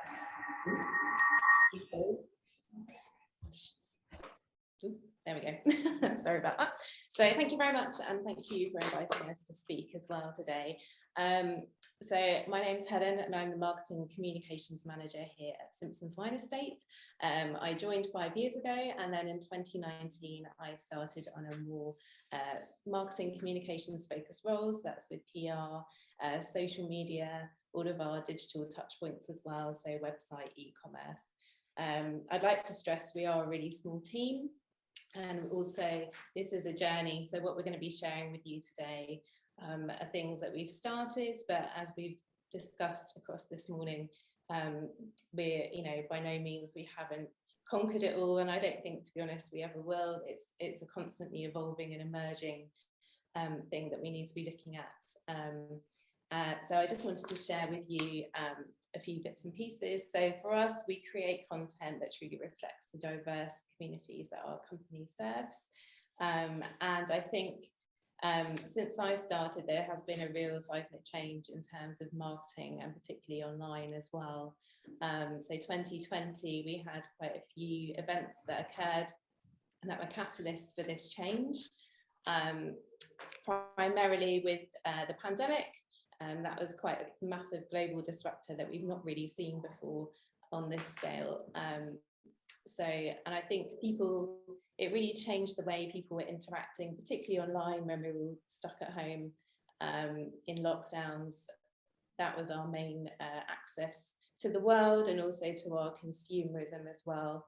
But then we also had events such as the Black Lives Matter movement, also disruptions in supply chains, so whether that was due to the pandemic and also Brexit as well, climate focus, and I think people really started to think more about what they're consuming online as well, and where they're interacting with different brands and the way that they're accessing different products. And I think it's not a case now that people can just go out there with their products and advertise just the products. People are looking for a one-stop shop what are you offering your clients? What's your ethos? How are you communicating this? How are you engaging with your client base as well? So I think things have really started to change, and people are looking for much more of a deeper and more meaningful connection with the brands that they're engaging with. So if I could have the next slide, please. Thank you. So for us, just to quickly, because I know we haven't got a lot of time, I just wanted to go through some of the various areas that we have been focusing on and things that have been going well so far. But I think, we still have areas we recognise that we need to be working on. So firstly, I think it's really important for people to be going away and thinking about what is authentic to your estate and your brand. I think there are so many areas that need to be considered in this conversation going forward, but it has to start with you, and what does your brand mean to you, and then how can you authentically communicate this, and what is your messaging going forward, and engagement with your client base and partnerships as well. And then that kind of radiates outwards as you move forward. So for us, we do it internally within our team, which Ruth has touched upon. Also in the wider industry, even being here today and starting these discussions and talking about the journey overall for the wider English wine industry. But then also in partnerships. So we work with a couple of local charities and looking to supporting them. Whether it's partnerships with other brands or collaborators, or maybe some other communicators out there as well. How are you championing that diversity and that inclusion, and how are you engaging with people in different areas? So I think that's really important. We also have a really diverse range of wines. So for example, we actually produce 4 different Chardonnays here. They're all high quality English wines, but they've got different styles, also different price points as well. So that really opens up that accessibility into the market. So whether it's somebody popping into Waitrose on a Saturday, they're not too sure about what they fancy and they see our wine on the shelf, all the way through up. Last year we launched a still wine Magnum Chardonnay, which is £100. So you've got that diverse range of different accessibility, and also with our experiences as well. And I think one of the really key things that came out as well over the last couple of years, there's been a lot more online interaction as well. So whether that's Instagram lives or online tastings, that I think has really opened up that accessibility to people being able to join in the conversation. Whether you might not be able to hop on a train and go to a tasting, but you can have that wine delivered into your living room and tune in when you can. So I think there are lots of different creative ways that we could be looking at this going forward. Also, we've got different trade representations. So we work with different partners with our wines, whether that's Naked Wines or working with our local village shop who've been supporters from the beginning, which has been really, really helpful, all the way through national distribution. So it's not just a kind of London and Southeast centric focus, and also our export markets. And I think that's something to consider as well in terms of your communication if you are looking to export or working with different export markets. What does your social media or your website, how are you interacting and engaging on an international level as well? We have been seeking to champion a diverse range of voices in the industry, so different wine communicators, whether it's masters of wine, people writing for broadsheets, often things behind paywalls, but then looking at as well people with blogs, people just starting out in wine communication, different influencers, and perhaps beyond the wider wine industry as well. So maybe you want to tap into travel or other things that are really relevant to your estate as well, different areas. I think it's also really important to utilise your marketing as a voice, but also as a way of listening to your consumers. What are their needs, and what kind of things do they want to be seeing you doing online and engaging with the community, whether you wanted to utilise their content as a user-generated content, or again, one of the things as such a small team that we like to do is look at what other brands are doing maybe people trailblazing the diversity and inclusion, and seeing how they are interacting, what they're bringing to the table, and how they're starting these dialogues and conversations online as well. So I think that can be really useful for smaller producers who are not really sure where to start. Maybe start listening to how other people are engaging in this conversation going forward. And I think that's been really helpful for us. But as I said, I think one of the key things as well is just recognising that we've still got areas to improve on, and having that commitment to diversity and inclusion going forward as well. So I think it's all thinking about how we best can authentically do that within our own wine estates, and what that core messaging is for us going forward. So yeah, thank you. Brilliant. Thank you so much, Helen and Ruth. Great to see. I love the tasting, the pairing with the Chinese New Year. I think it's a really good example of something that we can all do really easily. So great. Thanks so much for sharing. Again, lots more chat coming through, but we'll save it for the end of these discussions. So now happy to hand over to Sam Linter from Bolney. Hi, thanks, Lindsay. I'll make this fairly quick if I can, but I just wanted to just talk a little bit about our experience at Bolney. And when I started in the English wine industry, it was in the mid-90s, so it's showing my age now. And when I started, there was only 2 other female winemakers, and I became the 3rd one. And getting involved in the industry in a more inclusive way, joining Southeast Vineyard Association, UKVA board, and things like that I did over time. I actually found the industry to be very chauvinistic at that time. Not everybody, but mostly it was. And it was actually really quite a tough environment. So that made me really conscious of that, and was there anything I could do in my own way to help change that? And I took a decision to actually employ women in key roles at Bolney, because there weren't really women in key roles in the industry at all at that time. And that's what I did. And I took on another winemaker to work with me as I moved up to run Bolney. And she was female, and the same with our vineyard manager. And that was a conscious decision to do that. And at the time I thought, great, I'm really helping here, bringing in some more gender diversity. We're very close to Plumpton College here, and we get a lot of students groups coming round to look around the winery and have a chat with us. And they were beginning over time to see more and more females on the Plumpton courses as well. And they were encouraged by the fact that we had females working here at Bolney, and that felt like a really good thing to do. But by doing that, I had brought in an unconscious bias, a term that's being used a lot today, and became non-inclusive towards others. And then became aware of that when there was an incident here at Bolney, and I just wanted to share this with you. We had an applicant for a job with a physical disability. This person was definitely the best person for the role, but I was asked by the person interviewing whether we should offer the person that job, because maybe our customers might find that disability difficult. We did employ that person, of course we did, but what brought home to me was that we had a culture here that people felt that maybe that was an issue and they needed to check, and that wasn't right. It was right, and in actual fact, the person is still with us. They have been an amazing member of staff and brought so much to the business, and there hasn't been any difficulties at all, which I'm really pleased to say.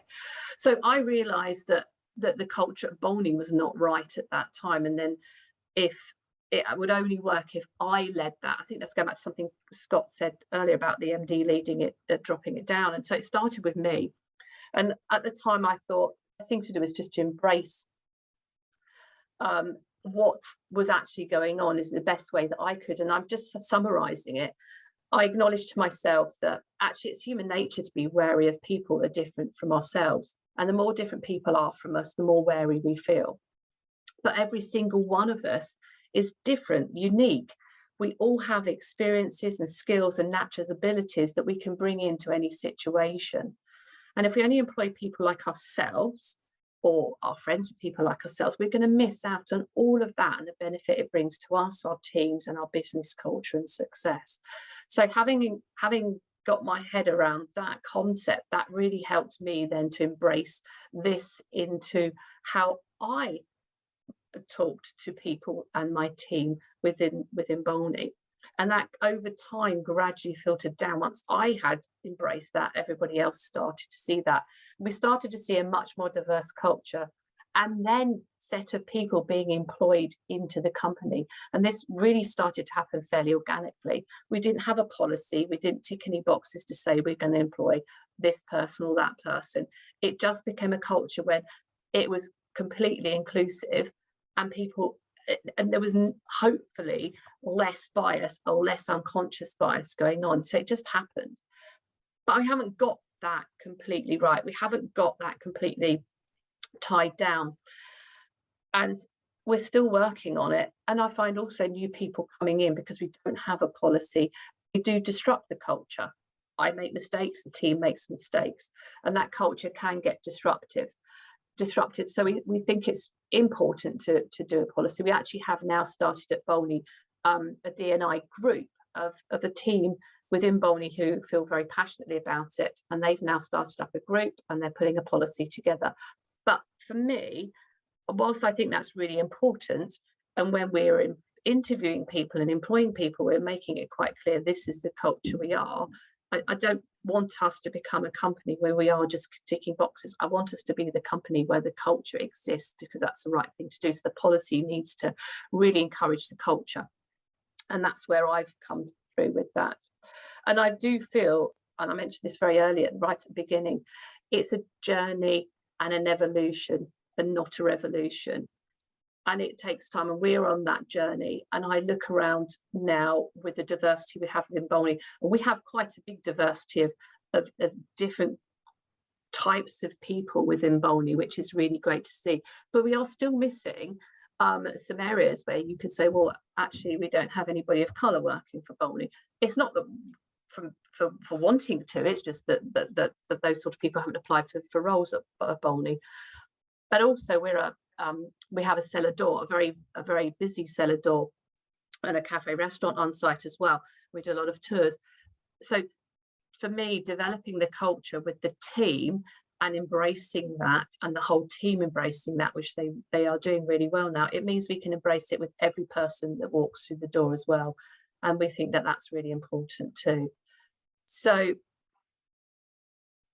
what we've come to and what we've done as a business is not seeing diversity as the colour of a person's skin or the sex orientation, for example. It's any and every difference. And that could be, we've got people here with mental health disabilities. We've got people here with a physical disability. We've got a whole range, a whole gamut of different things.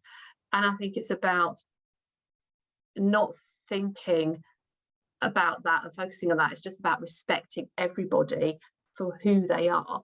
And you don't necessarily need to like everybody either, you just need to respect them. So for me, inclusion is about respecting everybody. The culture I'm trying to create at Bolney is about respect for each and every one of us, and we don't get that right. We've recently actually done personal insights for everybody here as a team, and that's gone down really, really well with the team, where they can actually understand each other's differences and why somebody might talk like that, or why somebody might walk in the morning and not say hello, because maybe they're feeling very anxious on that morning and it's not them being rude. So it's trying to break down all of those barriers for me. And if I can do that with the team and we can do that with each other, then that spreads out wider. So that's what we've tried to achieve at Bolney. So it's just a little snapshot from me.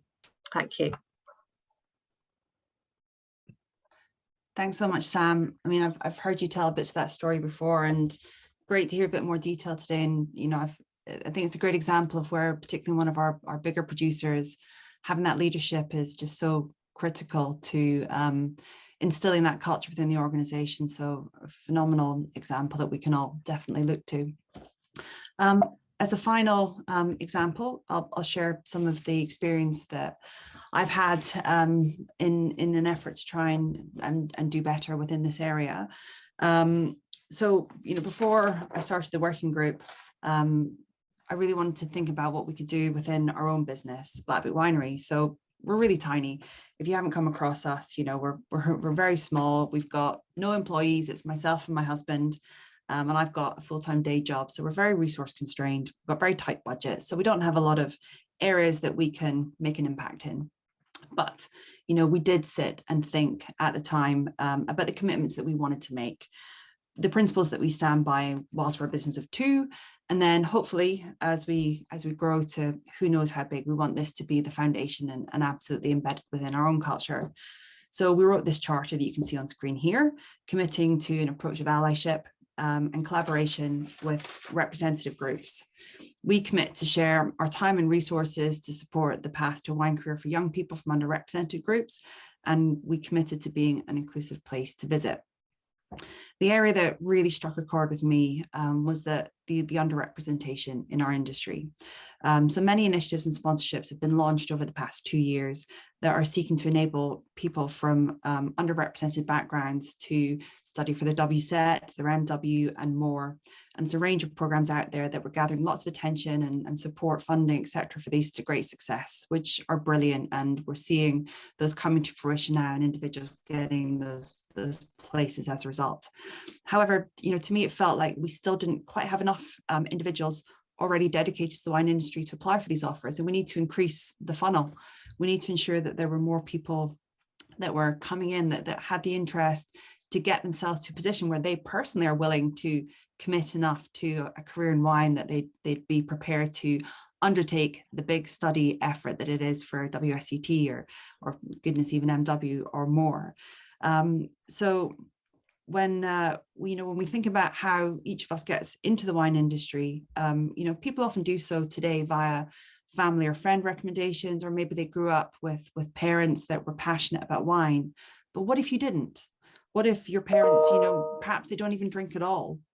How is it possible to know or understand that amazing careers in wine exist? When you do have people that maybe didn't have that sort of family driver towards it, they often fall into it. So, how do we create more of an active route into the wine industry for people from all backgrounds? Careers that we can offer here are really varied, they're very fulfilling, and they're often really distinct from a career path and appealing to many individuals, particularly compared to a job where you're sitting behind a computer screen all day. That's the beauty of our industry. They're really varied and they give, very rich experiences from a professional perspective.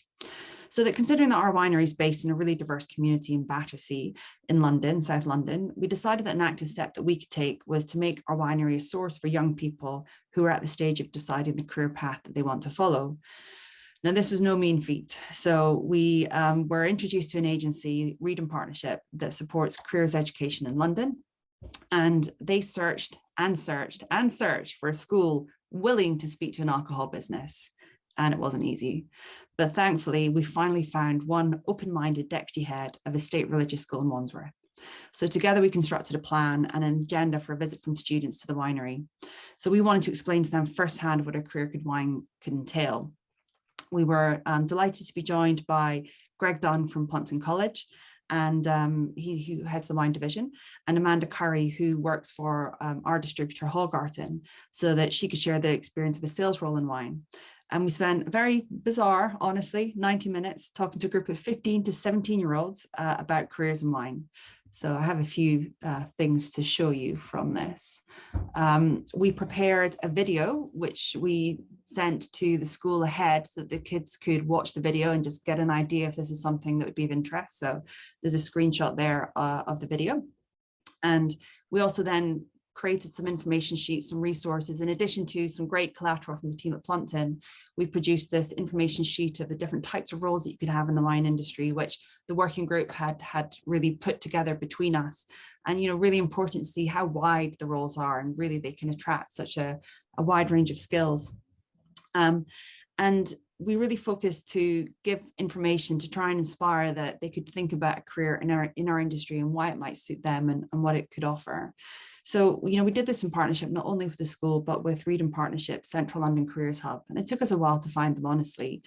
We learned a lot at that session, what went well and lots of what we could do differently. But it was great because it felt we're taking a step, and we got good feedback from the agency and from the school that actually schools currently are really crying out for businesses, any businesses, but businesses like ours are unusual to them. They really want the opportunity for school kids to get firsthand insight into what different careers can look like and what they can offer So that's it felt to us like a pretty straightforward thing for us to be able to do, and great that we have a local community we've got a big population, so hopefully many schools that we can invite there. And the goal that I felt, whilst we're a small business, if we can generate the interest, then I know that I've got great partners in all of you that are listening today that do have big organizations that might be in a position to offer entry level roles and certainly work experience. So, if anybody is interested in that piece particularly, definitely reach out to me, and happy to connect you, because last week actually I got reconnected with the employer engagement manager at the Central London Careers Hub, and now she's writing a brief about the opportunity to engage with the wine industry, and she's told me just how desperate the schools are for great work experience. So there's many opportunities. If you're closer to London, it will be better, but I'm sure that there are similar organizations across the UK that we could connect in with. And I could also ask this London team if there was a regional equivalent, if anyone was interested in looking to replicate what we've done, and happy to share our plan, our agenda, and lots of our tips of what we'll do differently next time. We're planning to do another one before the summer holidays, so we're just looking forward to getting that agenda in and taking on some of the lessons, and hopefully continuing to learn how we can successfully engage with young people at that stage in their decision making on their career, and hopefully inspire them to join us in the wine industry in a couple of years.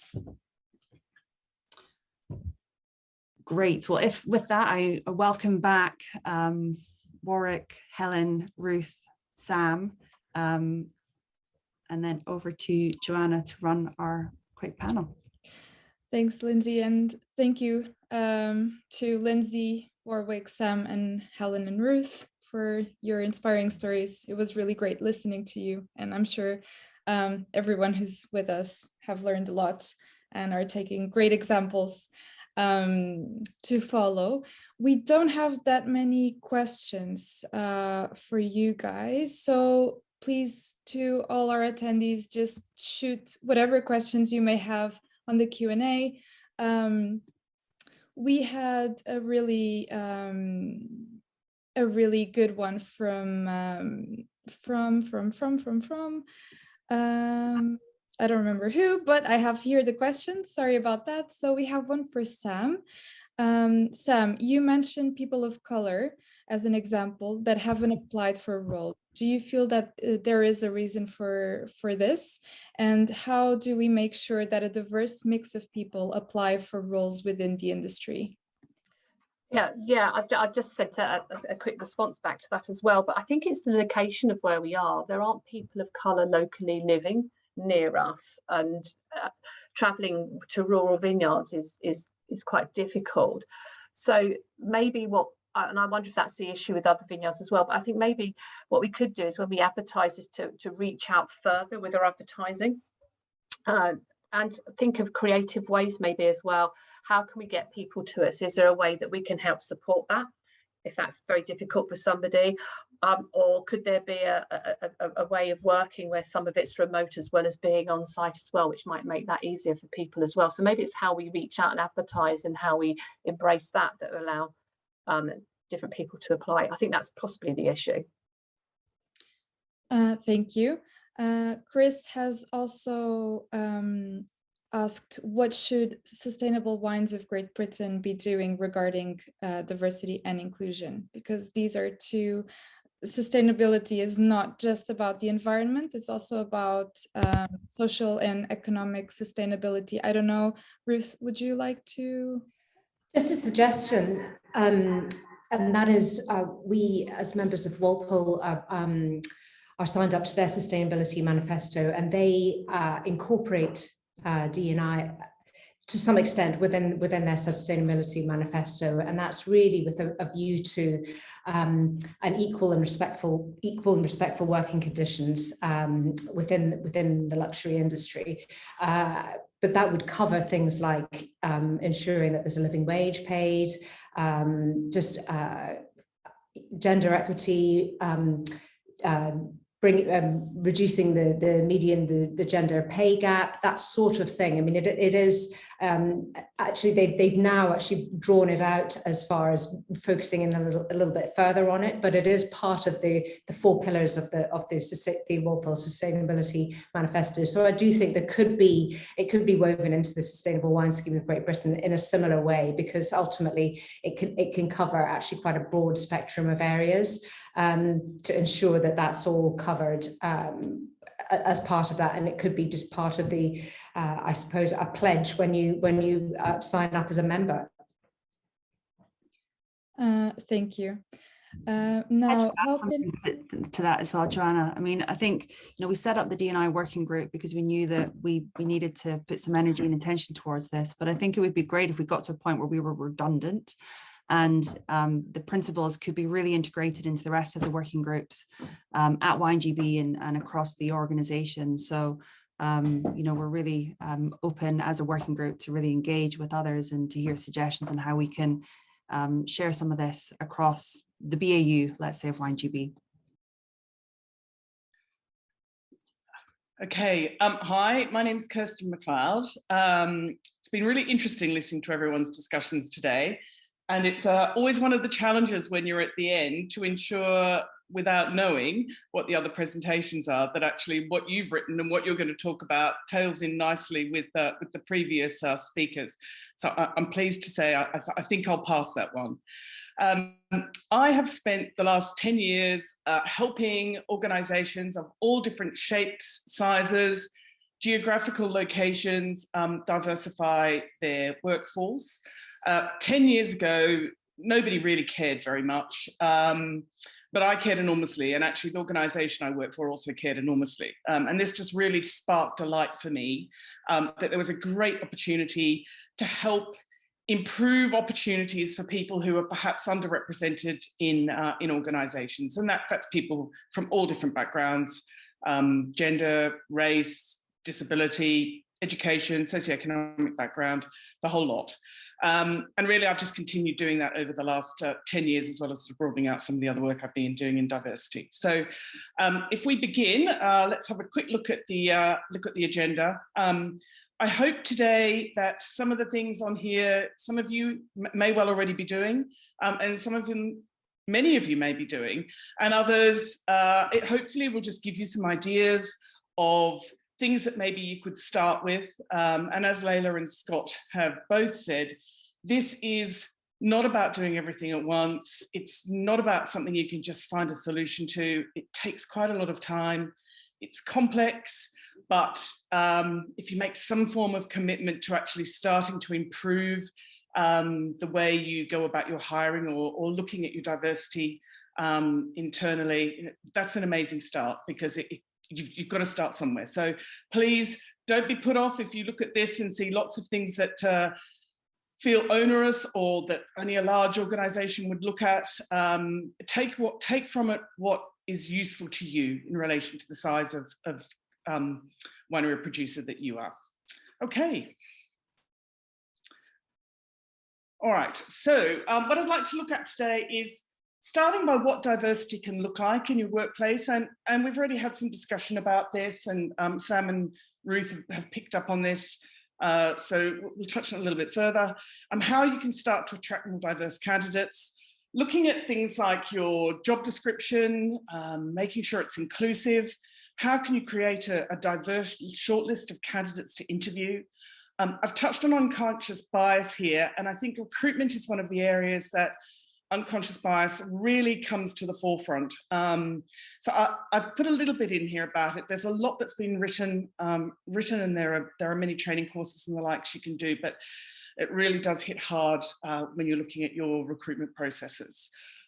Creating your inclusive interviews, creating an inclusive workplace. Again, we've had some good discussions today already about what that might look like, and then how you can measure your success. Okay. So what can diversity look like in my workplace? What I want to say at the outset, and there has been lots of, you will have seen this in the press, companies, organisations, large and small, talking about quotas. Diversity for me is not about quotas. Your recruitment process is not about improving quotas for the number of women you've got or the number of people of colour you've got within your organisation. It is fundamentally about creating opportunities to look at more diverse candidates that you can consider on your shortlists that you may have the opportunity to hire, but fundamentally you also have to hire the best person for the job. So I just want to say that at the outset, because that's often something that is, there's a lot of pushback from individuals when it comes to talking about diversity and it all being about quotas. So that's not the way to look at it. Okay, next please. This again has been talked about, but for me, diversity is about recognising the differences you have in people, how organisations are different to each other, with different learned experiences and perspectives. It's almost the opposite to groupthink, which has been blamed for many things, including the financial crash of 2009, where a number of the large financial services companies, boards and executive boards were made up of all white men. For me, diversity is also about representing your organisation in light of what your customers look like. And again, we've talked about that in detail. It comes in many different shapes and forms. Some are visible, some are invisible. And as I touched on, it's about hiring the best person of the role and being open to differences. Okay, next please. So there are varying characteristics for creating a diverse workplace. Now, some of these are under the 9 protected characteristics under the Equality Act, and others are areas of diversity that can bring much more richness to it. And looking at Layla's wheel, which again, I also thought was absolutely super, there are a number of these are tied into that wheel. So diversity isn't just about those protected characteristics, it's about a range of different diverse backgrounds that people will come for or characteristics that they have. So things that people often focus on initially are around gender, because they're more high profile. Again, if I go back 10 years when I first started to talk to people about diversity, all they cared about, because it was easy for them, and gosh, you've got to start somewhere, so I'm not being critical, was let's start with gender. Gender's easy for us to deal with because we can visibly see whether somebody is a woman or a man. As diversity evolved and the recruitment process diversity evolved, people started to focus more on race and colour, again, because it was visible. And it was very easy to see when you interviewed people, how you may have been increasing the number of people within your organisations that looked different. You then come to the other characteristics that actually can be a lot harder to find out about. And you certainly can't go about your recruitment process by asking people before you select them whether they have any of these characteristics. But some of them you can glean from looking at people's CVs.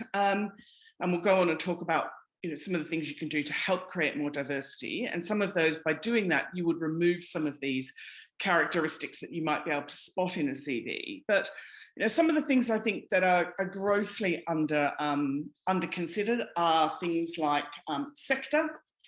So I'd be a very wealthy person if I was paid £1 for every time I have a conversation with somebody about taking somebody that's from a different sector. Somebody that's bringing different experiences from the different environment they've worked in, or working with customers in a different way.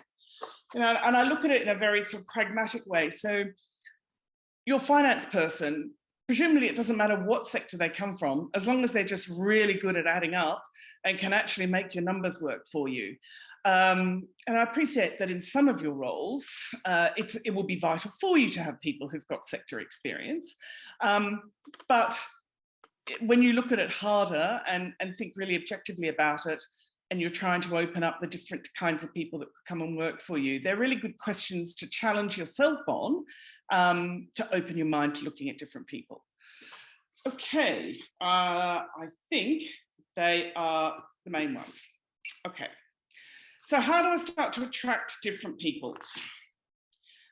When hiring, it's good to ask yourself some really simple questions to challenge some of these areas. So I've touched on does your finance person need to come from this sector? If they can add up, well, probably not. Do I really need an outgoing, strong communicator for all of my roles? And if I did, and people can naturally be, sometimes naturally more attracted to those that have a stronger communication style, what do I miss out on? Do I miss out on actually hiring people with some more neurodiversity into my business? And actually, do all of my roles need those skills? So again, it's thinking about what can I do that will help me think more broadly about the types of people I'm going to hire before I even begin. Creating an inclusive job description. Now that may seem quite straightforward, but we'll go on and look at some examples of where job descriptions can look not, I guess, more traditional than more inclusive and friendly, I would say. Using a broad range of tools to source people. I talk a lot about if you're doing the same things, you're going to get the same outcomes. And that sounds quite glib, but actually, if you are not finding the sources you're going to try and find people aren't producing the right number of candidates for you or the diverse candidates you'd like to be looking at, actually, what can you do that's different? And how can you change your methodologies to source people in different ways? Aiming for a diverse shortlist of candidates is a great way to try and help challenge you, but also understand the types of people that might be out there. So, you know, when I've worked with people who initially, and less so now, but in the past have been more concerned about the fact that they want to hire the best person and actually they have a natural leaning towards hiring people that look like them, I've always given them a core group of people to interview that they feel comfortable with. And then I've given them a couple of people that are perhaps more outliers, or as I would call the usual and unusual suspects. And what that often does is really helps take that hiring manager on the journey to understand the different types of people that might be available to them that they hadn't perhaps considered in the past. Okay, next please. The inclusive job description. Some of you may have seen these statistics and in relation to who applies to roles. So they believe that men will apply for roles if they can see 60% of the qualifications, and women if they can see 100. That's come from, you know, a good source. My experience over many years tells me it's probably slightly different to that, and it may be the roles that I've been helping people recruit, but I would say men on average will apply for roles if they think they can do 50 to 60% of the things in the job. Women are looking generally to be able to tick probably 8 out of 10 of the requirements on the job spec. So I think 100's probably a little bit too high, but it's certainly there. And if you think that through, if that's the case and you have a job spec with lots and lots of required skills on it, and you then have a job spec that's also got lots of desired skills on it as well, I don't know what you think about this, but if I'm looking at a job description that somebody's wanting to hire, I often still think that the desired skills are essential. Or if I can't tick a number of the desired skills, but I can tick quite a chunk of the required skills, I probably think that I might not even get an interview for the role, because there's so many reasons, there's so many things that I can't do, even though they're listed as desired. And maybe maybe the cynical side of me, or maybe it's because I would want to see 8 out of 10 things I could do, might be saying, but there are reasons why they maybe are looking to reject people for the role, as opposed to looking for reasons to want to hire people or embrace a broader range of people that perhaps they could interview for opportunities. Okay, next please. So language, and Layla talked about language. Language is really important when you're using your job description. It pretty much goes without saying, use words like you, or suitable applicant, or successful candidate, If you were using gender-focused terms, you'd actually be breaking the law. But there are other terms now that also are deemed to be ageist and also gender biased. So you just need to be a little bit careful with your job descriptions. These didn't used to exist, but there is these wonderful tools online that some of you may have seen that are gender decoders. And what they do is you put your job description in to this online, and it'll flag up terms that are biased and are considered to be masculine or feminine. And I would recommend you do that for any role that you, any role you write, even if you're not advertising it. And if you're advertising it, I would absolutely recommend you do it. Terms like energetic and dynamic are considered to be young.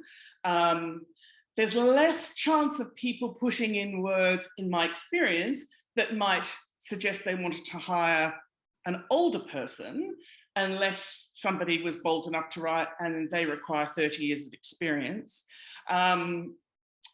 which would automatically suggest that somebody perhaps needs to be older. But there isn't a decoder for this, but it's just thinking about, there are lists online, thinking about words that actually help you create or are flags for age. Okay, next. So these are some of the words that I pulled out of the decoder just to help you. And you might be surprised by some of these, that they are considered to be more female or male focused. Now, the male candidate is going to be less concerned about the female coded words. And again, going back to the experience of 50 to 60% of the qualifications on the job spec that somebody's doing, the male candidate is more likely to apply for. The female candidate is much more sensitive to actually what they will and won't apply to. And there are many reasons for that, but I think fundamentally, it's just more challenging. So you have to, so how can you make it more inclusive for people? Some of these words, understanding and connected, I wouldn't necessarily automatically have thought that that was a female coded word, but that is what they are deemed to be. So hopefully that gives you a bit of a feel for why it's a great thing to do that. One of the things in my experience when I have been hiring people, and again, looking to find more diverse candidates, when I have been approaching female candidates for roles, it's always taken me much longer to actually be able to connect with them. If I'm contacting somebody about a role directly, maybe I'm using LinkedIn or some other tool to try and approach somebody, I can probably get through to most male candidates after a couple of goes. I would say to get through to female candidates, it's probably taking me 4 to 5 attempts. And I would say the same for people from other diverse backgrounds.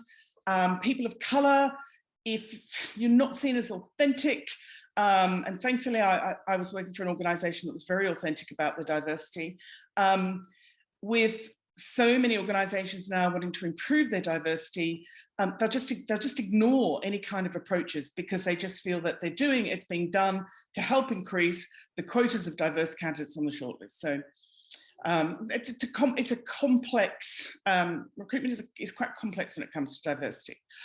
Okay, next please.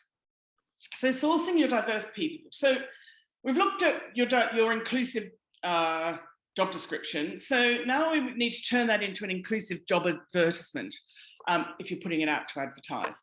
I also think it's really important to consider the different avenues you're going to use to try and source your people. So, as I said earlier, if the ones you've been using aren't producing the right number of candidates, then try some more, try some new ones.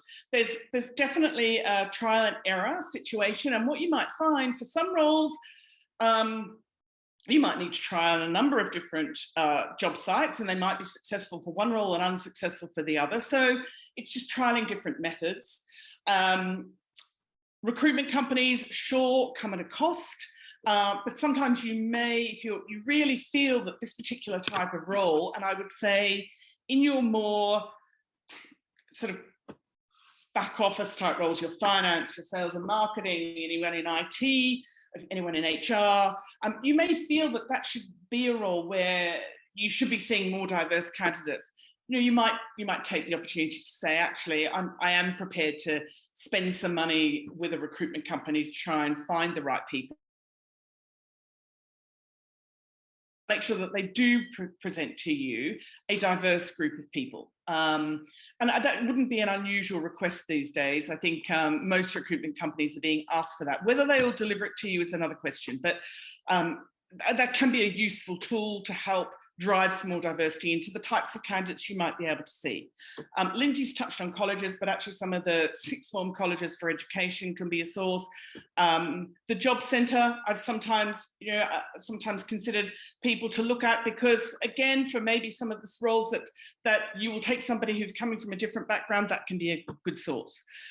Advertising on your own website is a terrific way to try and find people. Now, I appreciate that most of you won't have tabs like that, or but maybe you could build it in, and it sort of almost doesn't matter whether you're small and you're just looking for people to come and help you pick, or maybe you're looking for someone to help you on a short-term or part-time basis. It also gives you an opportunity for people to help share it, because it's somewhere that's easy and it talks about you. That's just perhaps something to think about if you haven't got that on your website. Work patterns are really important. When you're thinking about your advertisement and your job description, again, a good question to ask yourself, it sort of falls in line with, do I need somebody who's got this experience, or should I be challenging myself to actually ask more questions about what this person should look like? Does this role need to be a 9-to-5 role? Can this role be a compressed hours role? Could somebody do this role over 3 days instead of 4? Could it be part-time? Could I have somebody working from home?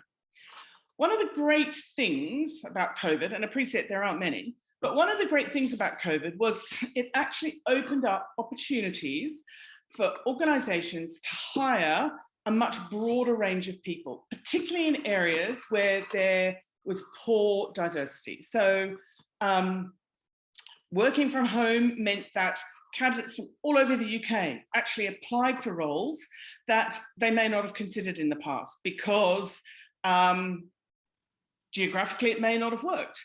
There were, and we'll go on and talk about some of the biases people have, but when you're interviewing somebody and all you've got is the screen, you don't, if that person happens to some reason to have a slightly limp handshake, or companies that didn't like the way that individual dressed, where there perhaps been discrimination about that in the past, actually a large amount of that was eliminated. So it's also been great for women who perhaps wanted to do shorter hours, so working from home, they were able to perhaps take their children to school, do some work, do some more work in the evening. It just created a lot more flexibility.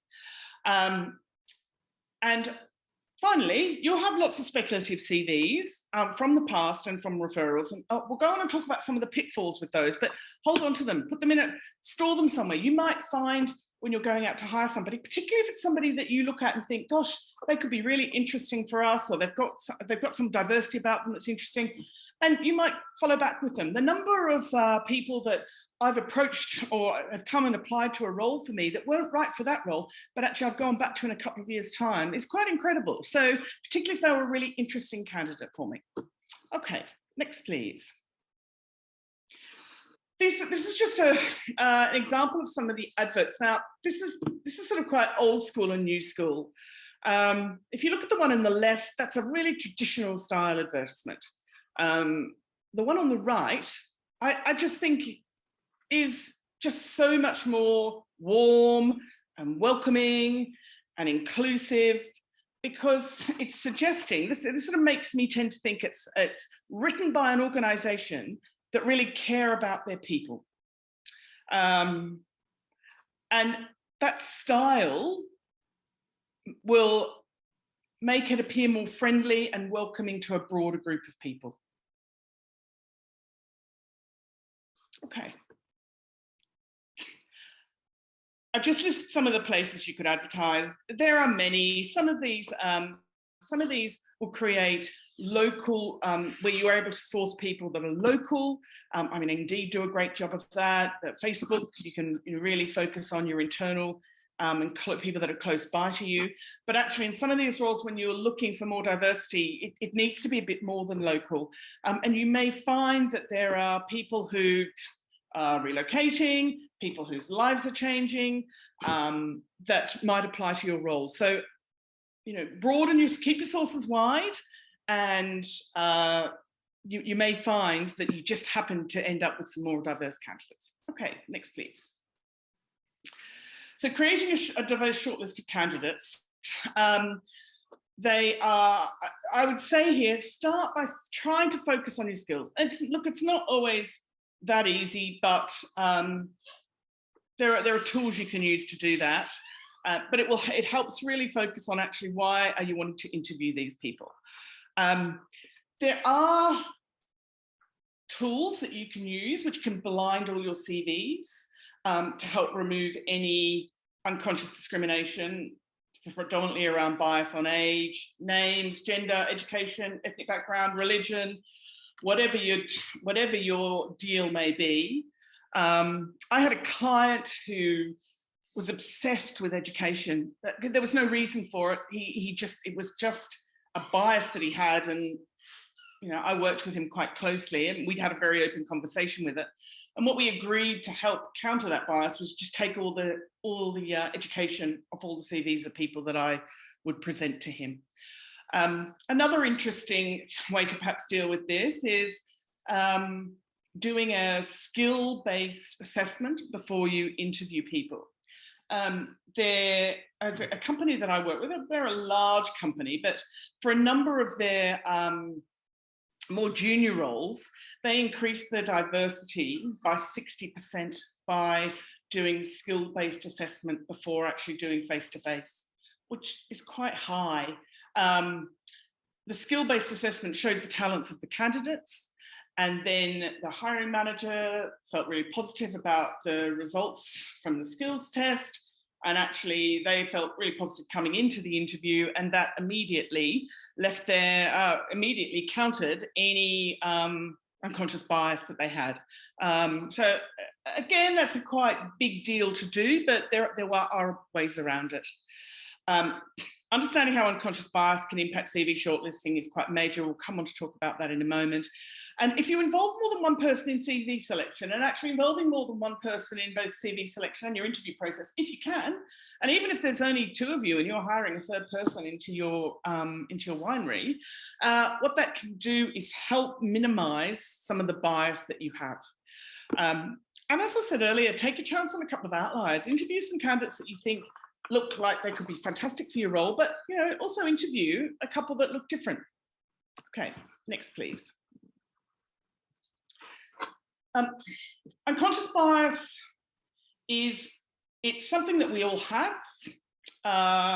It's driven around the life experiences that we have had as individuals, and that creates for us ways of thinking and views that we have that we often don't realize. Now, when we come to review CVs, we make assumptions about candidates that we don't necessarily know we are making. And this is where we can get held up by perhaps rejecting candidates where our unconscious bias is making that decision. Self-awareness is really key here, and actually Lindsay touched on this earlier by saying one of the things she's learned over her journey about understanding more about diversity, equity and inclusion is raising self-awareness and understanding what her biases are. So through the whole recruitment process, if you can involve more than one person reviewing CVs and conducting interviews, that will help you enormously with actually reducing some of your unconscious bias. Okay, next. So I've looked at some of the areas of unconscious bias that are actually most prevalent in recruitment. Gosh, you'd like to think that these don't happen, but you know, these are unconscious, and people are doing some of these things without realizing. There are people who are doing it, who are consciously doing it, but let's just park that. Beauty bias, so again, in Layla's wheel of power, people who are overweight, people who are maybe dressed differently, can be rejected in interview by the way they look. Affinity bias, this is a really big one when it comes to hiring. The hiring manager says, oh, that person trained at the same company as me. It's really hard to get in there. I bet they are brilliant. Or I was recommended to meet this person from Jenny, and Jenny knows me really well, so I'm sure that candidate will be really excellent. So you've already got all these biases where you're building an affinity with what you already are yourself. Confirmation bias is where you are looking to confirm your own opinions and pre-existing ideas of a candidate and ignoring things that you don't like and actually searching out the positives that resonate with you. And the halo effect is, you know, wow, this person worked for MI5, gosh, or this person went to this university. That they must be amazing. So you have, so these are actually blinding the way you're actually looking and assessing candidates. Okay. Next, please. I've just given you a couple of examples here, which hope you will help illustrate that. So that halo effect, which I've talked about, the confirmation bias. This is a really interesting one. The person was only at Google for 3 months. They must have been, you know, they were there, must have left. What must have been a good reason? Well, actually, you know, that reason might be good and bad, but that confirmation is confirming your view that you have of Google, and therefore you're superimposing that onto the candidate and saying they must be brilliant. Next, please. The affinity bias and the stereotype bias, these are quite similar. These are again driven by education. Oh, they're hard to compete, they're hard to get in with, they must be great. Or my manager went to that university, and so they'll think they're the strongest candidate, so I definitely need to interview them. So just some examples. Next, please. Okay, the interview process. Next, please, Joanne. So creating an inclusive interview process, fair and equal, assessing candidates in the same way, making sure that you're then able to measure them in the same way. If you're asking candidates different questions at different times, how are you actually able to ever line them up and say, this person has the skills required that we need, this person has the attributes we need, because actually your process is all over the place. Having a couple of people interviewing candidates, if they're different as possible, that would be great. If you have a female candidate that you're interviewing, it's really helpful to have a female interviewer. Women are much more likely to be discriminated on the way they dress, their makeup, the way they walk, than male candidates. Again, it's unconscious, but it's worth considering when you're interviewing people. Check your unconscious bias before you start. Gosh, diversity and inclusion equity is all about being open. So have those open conversations. You know, try and identify yourself what your unconscious biases might be, or look at the CVs collectively if 2 of you are interviewing them, and just check that you're not making comments or halo affecting or affinity biasing the candidates that you're looking at. Be really realistic about what you need, and don't get waylaid by other things that actually are just interesting about a candidate, but aren't necessary to do the role. And finally, a really friendly, easygoing style will help you be much more attractive to more diverse range of candidates than an old school style of interviewing that used to be quite hard and cold, and candidates would walk out of their interviews and actually have no idea how they got on. So, you know, a bit more humanity about the way you go about interviewing people is really valuable. Okay, next, please. And then finally, it's all great to be able to hire more diverse candidates, but if you don't have or aren't starting to think about what an inclusive workplace might look like, you'll find that they don't stay. And again, there are many, many examples of larger organizations who have gone out and wanted to hire more women, more people of color, more people of different sexual orientation, and on and on and on. And they tend to join and they last for a year, maybe a little bit longer, and then they leave because they just feel that their voices aren't being heard, they don't fit in, the culture doesn't enable them to feel that they can speak up and that they can influence. And that's really sad, but it is just a fact of life. So the inclusivity and diversity are just so intertwined that I cannot please do not underestimate that the importance of actually looking at both in tandem. Embracing people who've come from different backgrounds. You know, Layla's talked about this, Scott's talked about it. You know, how can you foster more collaboration? How can you create environments where people's voices are heard and where people are coming to work and they're bringing themselves, they're bringing them as they are into the work environment and that they feel that they can share. Consider the use of pronouns, certainly on emails, and where you're communicating with people in relation to recruitment or arranging interviews. You know, that's a great thing, and will also shows your commitment to diversity and inclusion. And finally, it just takes time. So be patient. It's a long road to travel. Scott's talked about how long it has taken for Merck to get to where they are. It's steps, day by day by day. And I think it's really important to actually try and create some kind of benchmark so that you're able to see where you're being successful.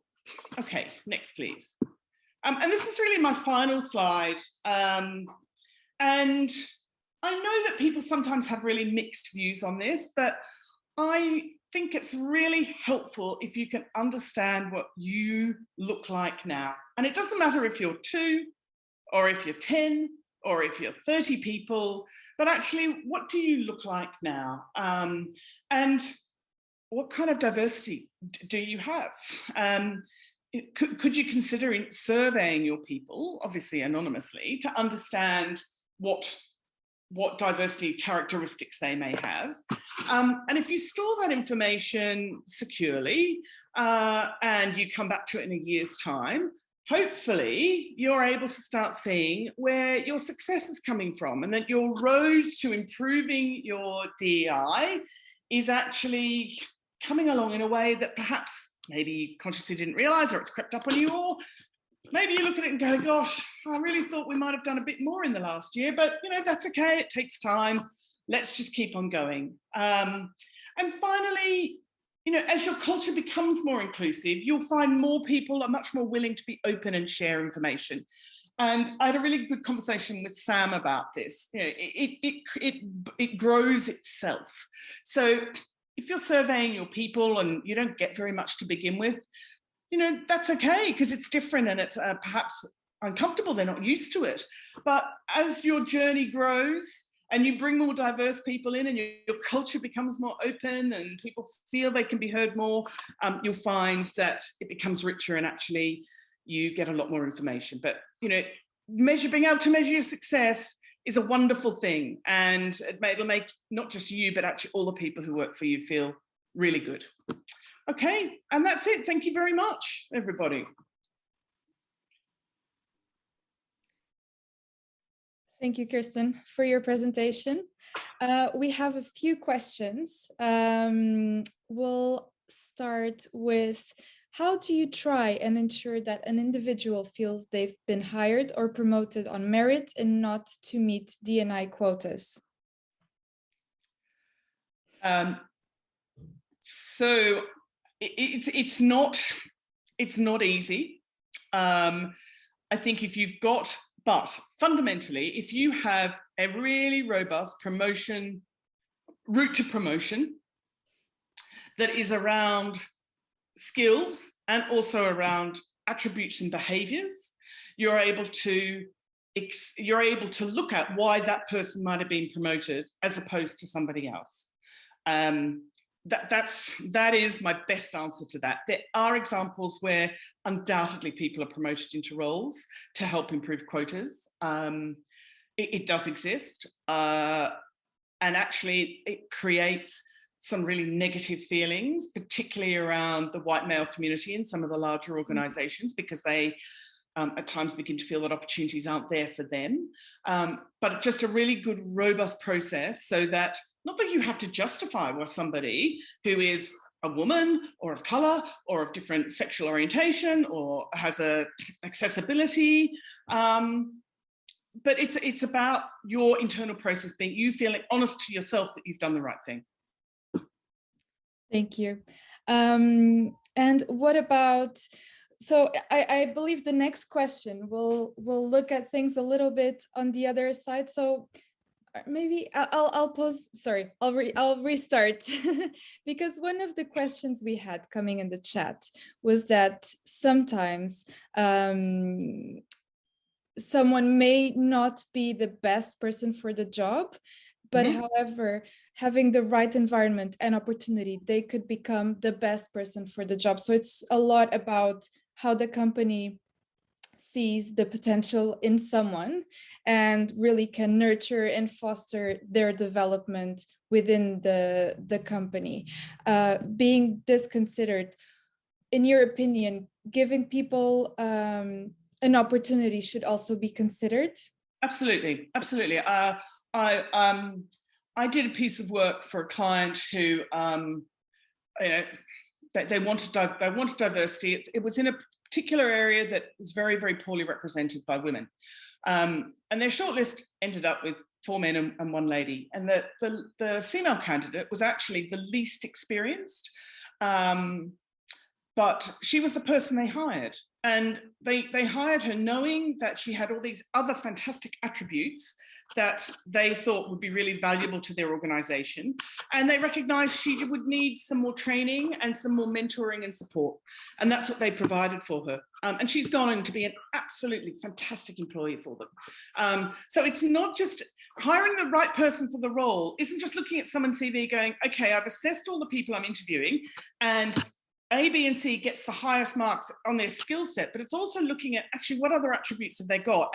And by being open as to the types of people you're looking at, rather than really closed, that gives you a chance to actually hire more people like that you think could, with a bit more support, be absolutely brilliant for your organization. Thank you. It's also about the long-term vision, right? Because when you hire someone, it shouldn't be for a short period of time. You're really, the company should invest as much in their employers as on their employees as the employees invest their time in the company. It's a two-way street. So I think looking at it from on a long-term perspective is crucial when it comes to recruitment. And I think I was talking to Ruth about this. They the admin role that they've hired a few times and actually been able to move that person into other roles. And that's just a really good example. You know, it's an entry point type role, but actually the people have done really well and they've been able to do more for them, and those people's careers have sort of evolved. So, you know, it is about what can these people that are right for you bring to you long term. Thank you. So going back to the question I was going to ask before this one, we could also have the other way around and have someone who's overqualified. So the question goes, what about overqualified in considering applying for the position? I think that is a conversation, and that is a decision that the hiring people will make themselves. So I think if you interview somebody and you feel that they absolutely this is the right time in their life for them, or they're wanting to take a different career path, then yes, that's a great person to hire.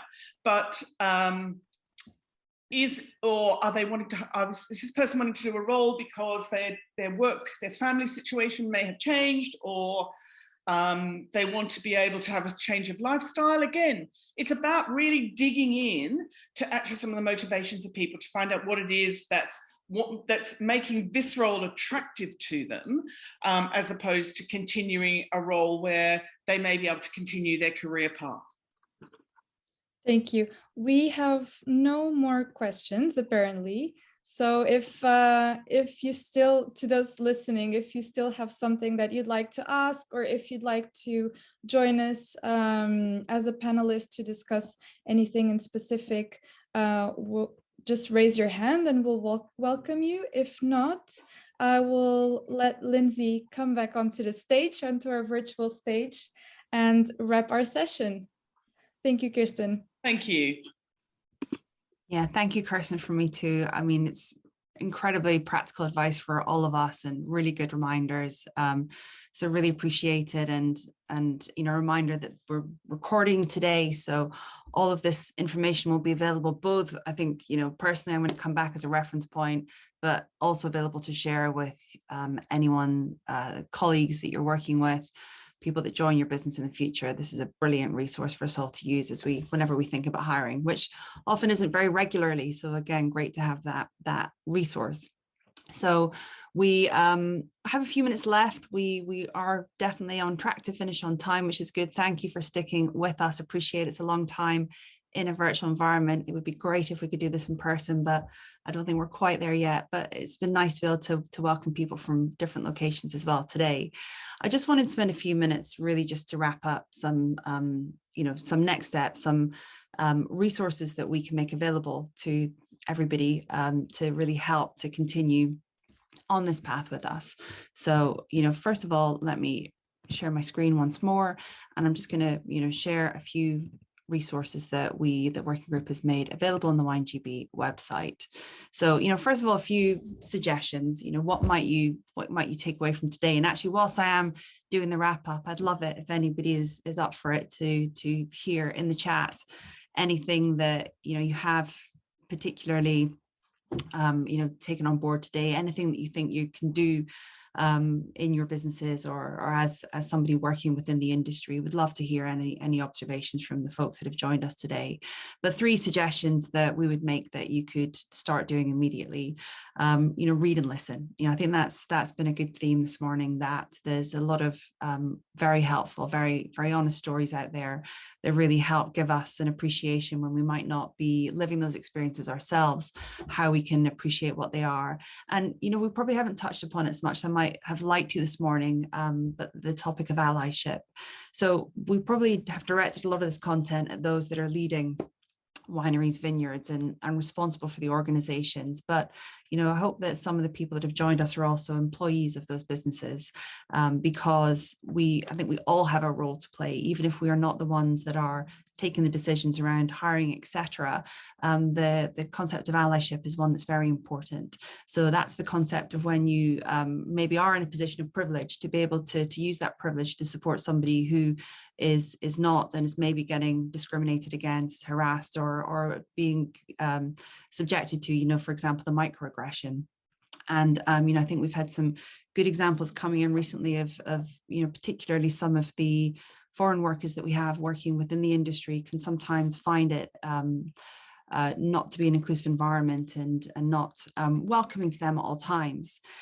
You know, encourage, if you do see and witness that behavior, not from yourselves, but do, you know, take the opportunity and speak up on it, speak on behalf of those people, you know, say that it's not okay, and you know, support them and help find ways to address those challenges that might exist. So I think for me, as I've been on this journey myself, allyship is one that has really struck a chord, and one that I'm constantly trying to be aware of how I can do that better.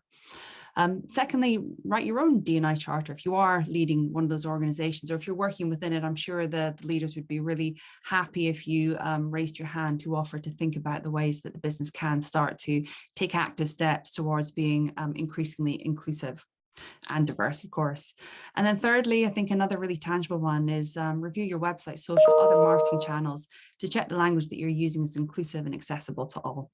So as I said, we'll try and have a webinar on that in the normal WineGB schedule. I think that really is how this working group will take these sessions forward, as we will integrate them into the WineGB schedule of webinars, so that we can start to bring really tangible sessions like the one that Kirsten just gave us on recruitment.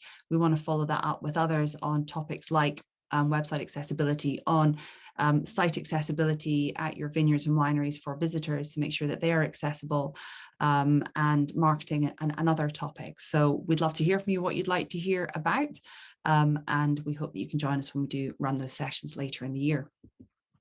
So the resources that we have set up a Facebook group.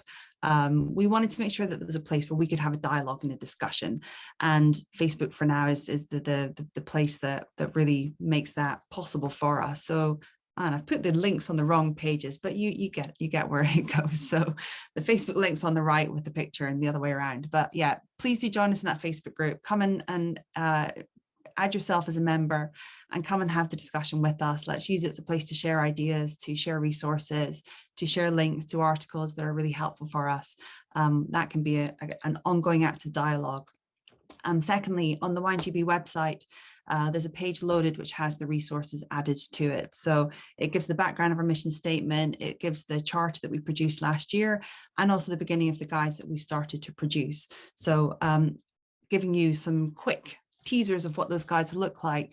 2 have been produced so far, and a huge thanks to Alicia and Tamsin within the working group that have produced these guides. So we've got a guide on creating inclusive marketing, some really helpful, practical, tangible advice that Alicia's led. And then Tamsin has produced diversity in recruitment, again, just some really practical, tangible advice. So these are both available as PDFs on the website.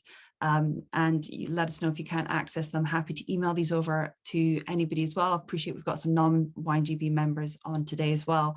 So very happy to share these and make these available. We're going to continue to produce these and do share them with other individuals in your organizations.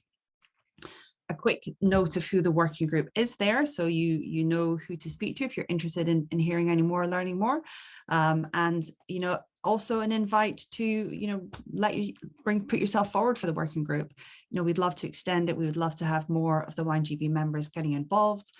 You can join and take on an activity, be responsible for producing a new working guide, an event, some website content, some videos. We want to both be working to support our members internally, but also be trying to support WineGB externally and starting to make sure that we are communicating really proactively externally as well, to make sure that we are welcoming everybody in to come and visit and get to know our industry.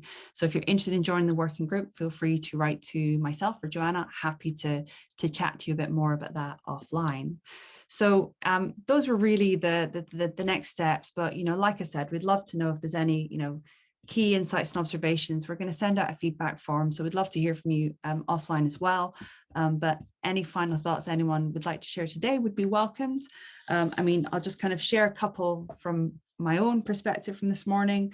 I really found it a good reminder, particularly in Layla's session, to think about using pronouns and the English idioms. And in fact, Joanna and I have been sort of texting some logistical questions to one another this morning, and she caught me doing one which she just didn't understand and had to Google, and I realized that I'm very guilty of it all the time. So really good constant reminder just to be aware of these things and to continue and share with each other that we are maybe not always thinking that through. So I've personally taken a lot of it from today, and I hope that you have too. We would love to hear from you, so please do get in touch and let us know. And otherwise, I think we've probably done with the questions and the comments, so it's time for us to draw it to a close. So the final tremendous thank you to particularly all of the panelists who've taken the time out of their Thursday morning and joined us.